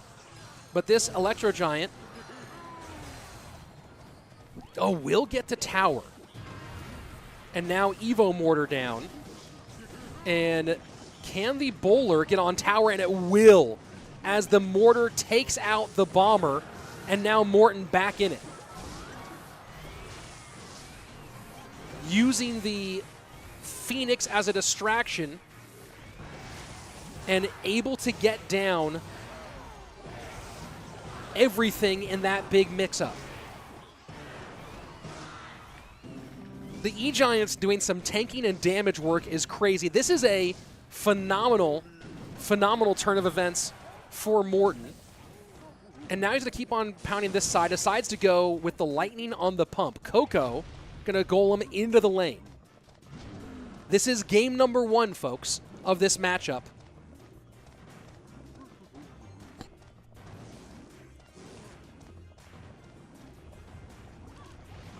And now Morten setting up way in the back. Mortar in the pocket. No big spell for Coco. Keep that in mind, folks.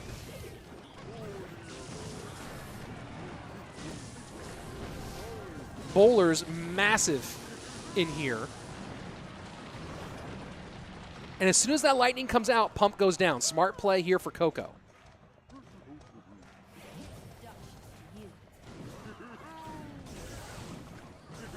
E-Giant plus Bowler will do a lot to those barbs. Archers won't survive long enough to do a whole lot, but they do get 2 shots onto the pump on that in that left-hand corner. Now aggressive mortar play. Bowler across to control against the bomber and the battle healer. The mortar, though, I thought the mortar was going to... No, the battle healer stays on a little bit too long. Golem in the middle to pull mortar aggro and prevent lock on that tower. Phoenix does get 1. No, the bomber comes out to defend. And now Morten going to NATO to try to keep this mortar alive a little bit longer. This is a lot on the board. Lightning to try to control here, but I think that Coco is going to do a ton of damage. Coco might take the W right here, and Morten's calling good game right now. Morten calling the good game. Can't defend against all of that. Battle healer is still toxic. It's crazy to see battle healer back in now that we're in a beatdown meta. Now, Coco did just play his number 1. Bro, I must be doing X to claim my pass. Cool, good luck with getting that message read. Coco is a mortar player and did just play what's known as his best deck. Or as a golem player, I mean. So, now where does Coco go from here?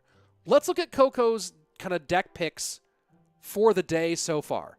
Mortar wouldn't defend Skelly Drags is what we get a comment there from Querty. Oh, no, from, who said that? From Noob at School. Are you at school right now? So Coco has played some drill today. Let's see, in his 1v1 against Rin, Coco played Golem, played the same deck in game number 1, then went drill, then went hog. So that's some of what he's done in a similar situation.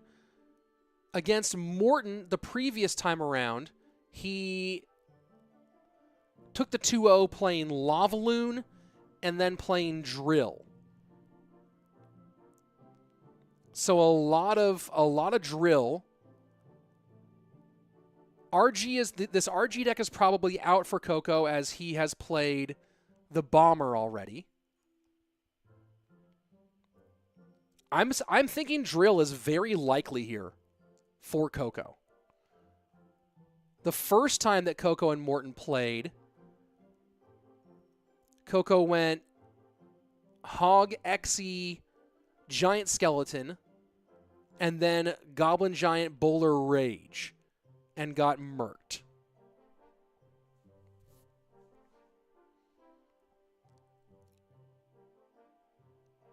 This is dual format, folks. I see Divine Emperor saying, is this dual-based format?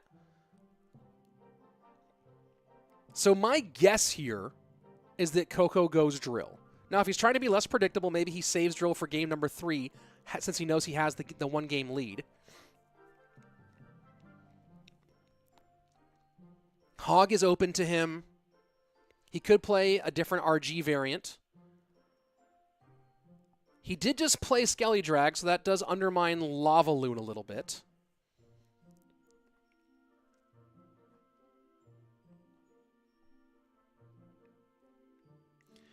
Sorry, is this last BO3 because Coco and Morten have exact same head-to-head record and the same number of runs? Yes, Coco had a even head-to-head record, and they had the same win rate.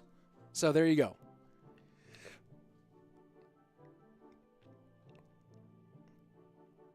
Can you minimize your picture and show more gameplay screen? Well, if I take my picture off, it doesn't change how big the gameplay screen is because we are in horizontal game mode. It doesn't change. If I was streaming in vertical and just had the gameplay, then that would be that. But I'm not streaming in vertical. I'm streaming in horizontal. So, no, I cannot, unfortunately. Gotta hand it to you, bro. You're coming to these games well. Love your channel. Oh, thank you very much, Mr. Churchill Gaming. I do appreciate that. Wasn't Coco known as an RG player? Yes, RG, but he also played, but also Golem, I believe, but I could be wrong. Watching this both for practice of both Clash Royale and listening. Did Rolex qualify? Yes. Can you make your picture bigger so we can see those handsome face and those beautiful sunglasses? Yes, I can. Boom. Do a little Zoolander for you. There you go. Waiting on game 2. As soon as we have it, you'll have it. Can you give me a diamond pass? Can I? Yes. Will I? No.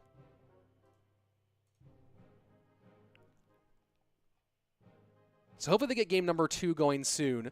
NATO is out on both sides.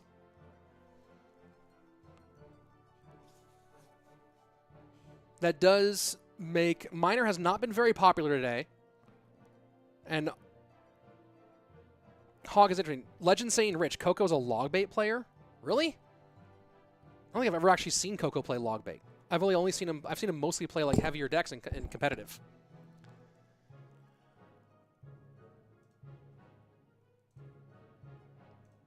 Can you show the standings? Standings are all done, but I can read out to you what we have going on. Mo, Adriel, Hasiel, Ian, Mugi, Rolex, and Ban have all qualified. I believe, unofficially, have qualified. And now we are trying to fight out between Morten and Coco to see who gets the win. Nah, Coco's always a fast cycle player. Oh, okay. Here we go, game number 2. No more prognostication. Let's just jump into the action.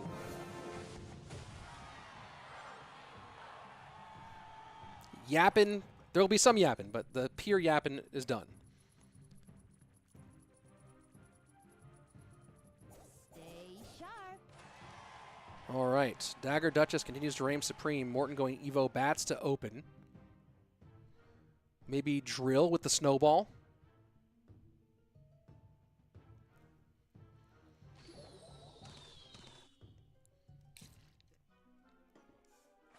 And a very slow start here.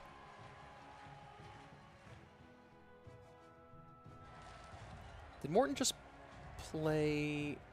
No, he didn't play Poison. He played Lightning. Okay.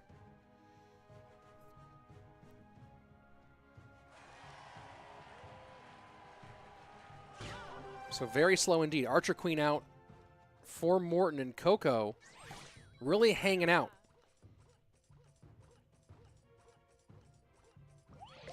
Giant GY is the call with snowball arrows, probably.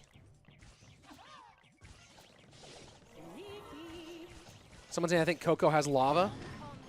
The Mega Minion certainly makes that feel more likely.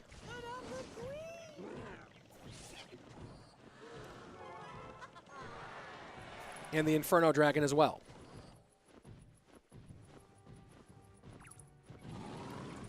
And there we go. An aggressive lava. GY in, a little reset against the Inferno Dragon. Guard's going to work. Giant will get on tower. Arrows to clear, and that's going to be good damage for Morten. Coco does give a little bit back, but Morten comes out of the first exchange on top, 20-15 to 28-26. Did he overcommit, though? Archer Queen low.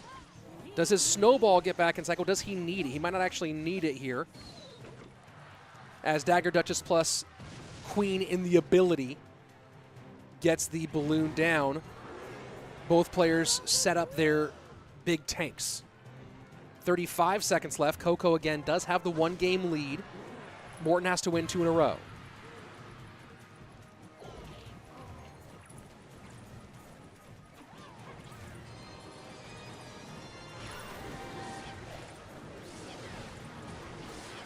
Snowball trying to get this Inferno Dragon distracted, and it does. Giant gets in deep. Lava plus a lot coming the opposite direction for Coco. Zap to clear. And Giant trying to protect the Archer Queen. She's already through the ability, and she's going to get taken out by the Mega Minion at the bridge. 2 Mega Minions on the board for Coco. Now Loon in. I don't know if Coco can do anything about these bats, though, so that balloon's going to die on the Vine. 1848 to 1853. Death damage makes it 1608. Coco now with a 240-ish point lead.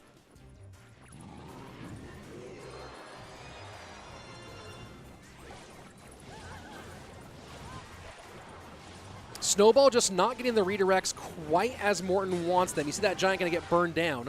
Low Archer Queen does not need to pop ability early. 12-10 to 14-64. 20 seconds left. Coco has a lot on the board. He's going to go ahead and throw a Loon behind it and the Fireball as well to help get this Archer Queen out of the way. The Evo Zap going to work here. Snowball for Morten to hold the Loon. Will that be enough? He has to go all out. Down to 3. And that was a big sellout defense to give up a lot of damage anyway. Final minute, triple elixir. And Coco's going to keep the pressure on. He is going to do everything he can to not let graveyards be a real factor here. Our arrows in cycle for the guards. Snowball goes to the Inferno Dragon.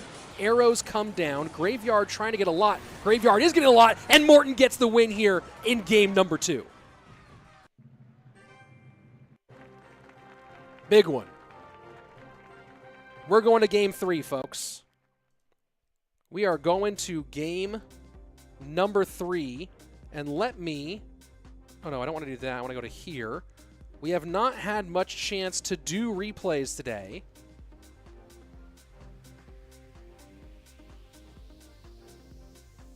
Let's go ahead and throw this replay up. Here we go. So let's take a look at these final moments here. And Coco was playing a really great game. But Snowball and Arrows were perfectly in cycle for Morten. And you see the aggressive play here. And this Lava Hound just doesn't do it. Snowball for a bit of a reset, but once the arrows clear, that's just too much.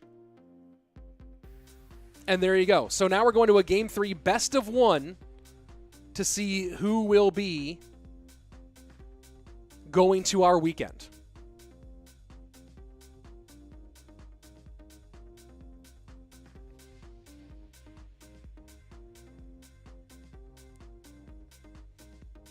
I don't know what you're on about, so bye.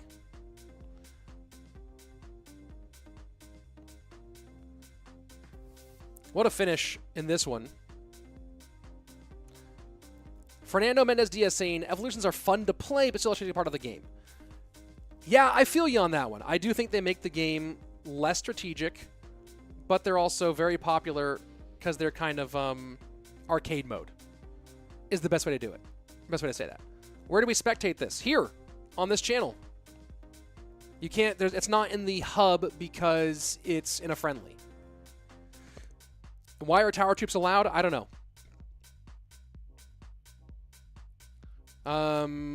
Daddy CR, I'm not answering your question. I'm not speculating on that kind of stuff. Let's see. Come on, threes in the chat for a game 3. Yeah, make me more and more late for Slayton Jr.'s soccer game. But this is fun. I do enjoy a good best of 1 to see who gets through. So that's fun.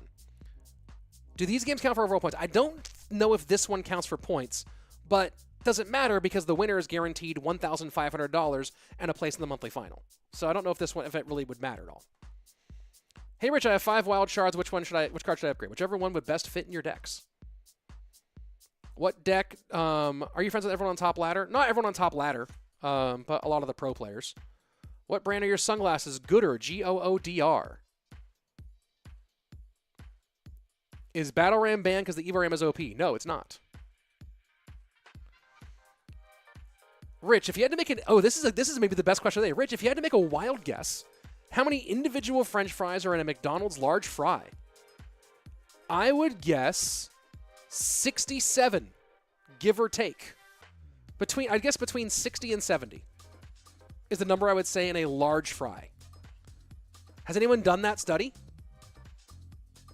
But I feel like in a large fry, between 60 and 70. Maybe I'm overplaying. Maybe it's between 50 and 60.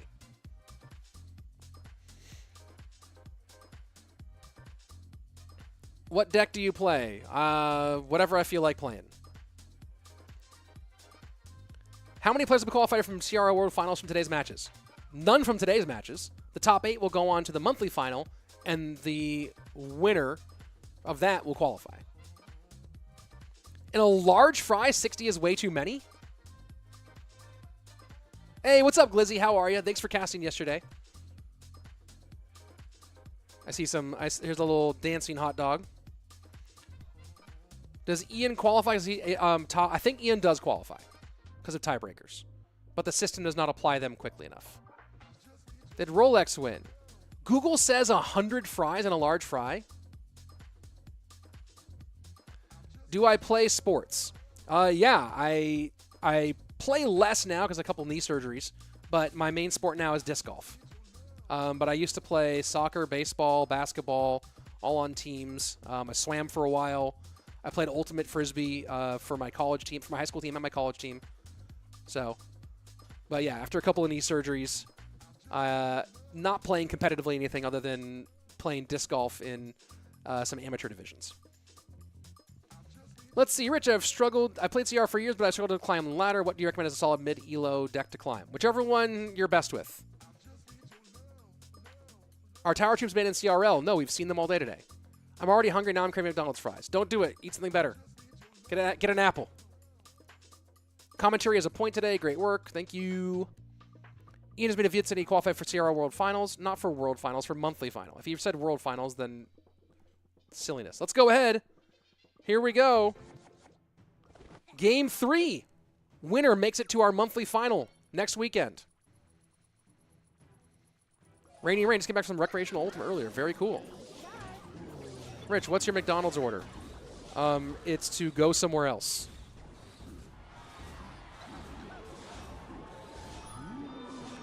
What's your go-to burrito order? Al pastor. Preferably an al pastor breakfast burrito, but can't really get that in Texas. It's more of a Southern California thing. And I love seeing the Magic Archer here.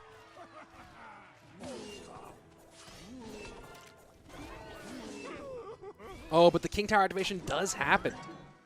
So, despite trying to get the Fish Boy off, Coco does still get the King Tower activation. That's big.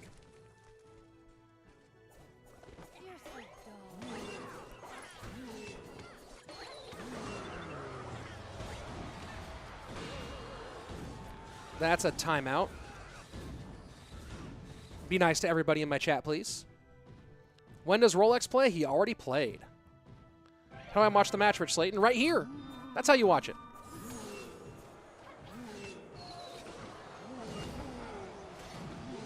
Good job switching lanes with the Fish Boy. And that gets some extra Dagger Duchess damage. Morten takes the lead back here. Ooh, Ultra Claps. Terry Blacks or Salt Lick? Salt Lick just for the experience.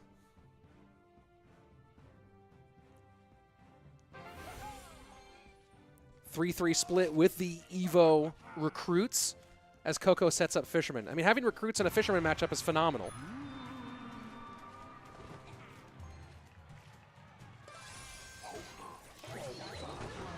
And that Magic Archer getting good value here. Fish Boy getting shredded, and Monk not activating ability. Bandit dashes other side, but now here's a big Evo RG push. Fish Boy going to get blocked here by the Monk, and that Evo RG going to do a ton of damage. Trying to DPS it down is Morten, but the damage done. 719, just like that, lead goes to Coco. And a big one at that. Royal Giant down one more time. Fisherman going to go for the pull across the bridge. Fisherman block is not there in time for Coco. That should prevent any damage. No, one does come in. Coco in a great spot here. Going to go for the reflection, gets one. There is no big spell, so Coco would have to do a bit more here. And now ram pressure on the right-hand side. Rage in. Battle Ram gets on tower. Goes one. Goes two. Morten takes the dub. 278 remaining, and he is our last monthly finalist. What a finish there. What a comeback for Morten. Let's go ahead and queue up this replay. Let's watch it, and then let's get the heck out of here because I have a soccer game to go watch. What a comeback for Morten. That felt like it was all done and dusted. Here you go. So take a look. This reflection from the monk makes it look like it's totally all over. But Morten goes aggressive. Gets all those recruits down at the bridge. Evo ram behind it. Rages it up. And there's the boom boom. The boom boom. And that's it. And that's it. Folks, what a day. What a day indeed. Your final unofficial review. And this is a stacked monthly final, by the way. Final unofficial review. Mohamed Light, Adriel, Hasiel, Ian, Mugi, Rolex, Morten, and 40K Ban as the monthly finalists that you'll see next Saturday on the official Clash Royale esports page. Make sure, of course, you check up with the official Clash Royale esports posts inside the app, at Esports Royale EN on Twitter, esports.clashroyale.com for more information on the website. That's where you can find all the most important information and get that confirmation. But I will see you there next weekend alongside Andrew Guy, Joshua AC Sharon, Jackson Juicy J Wall. We'll all be there for the kickoff for the first monthly final to see who wins the golden ticket, who gets some big points, who gets the big money. Will be a whole lot of fun. I gotta get out of here. My son's playing soccer. I'm gone. As always, everybody, be excellent to each other and party on, dude. Peace.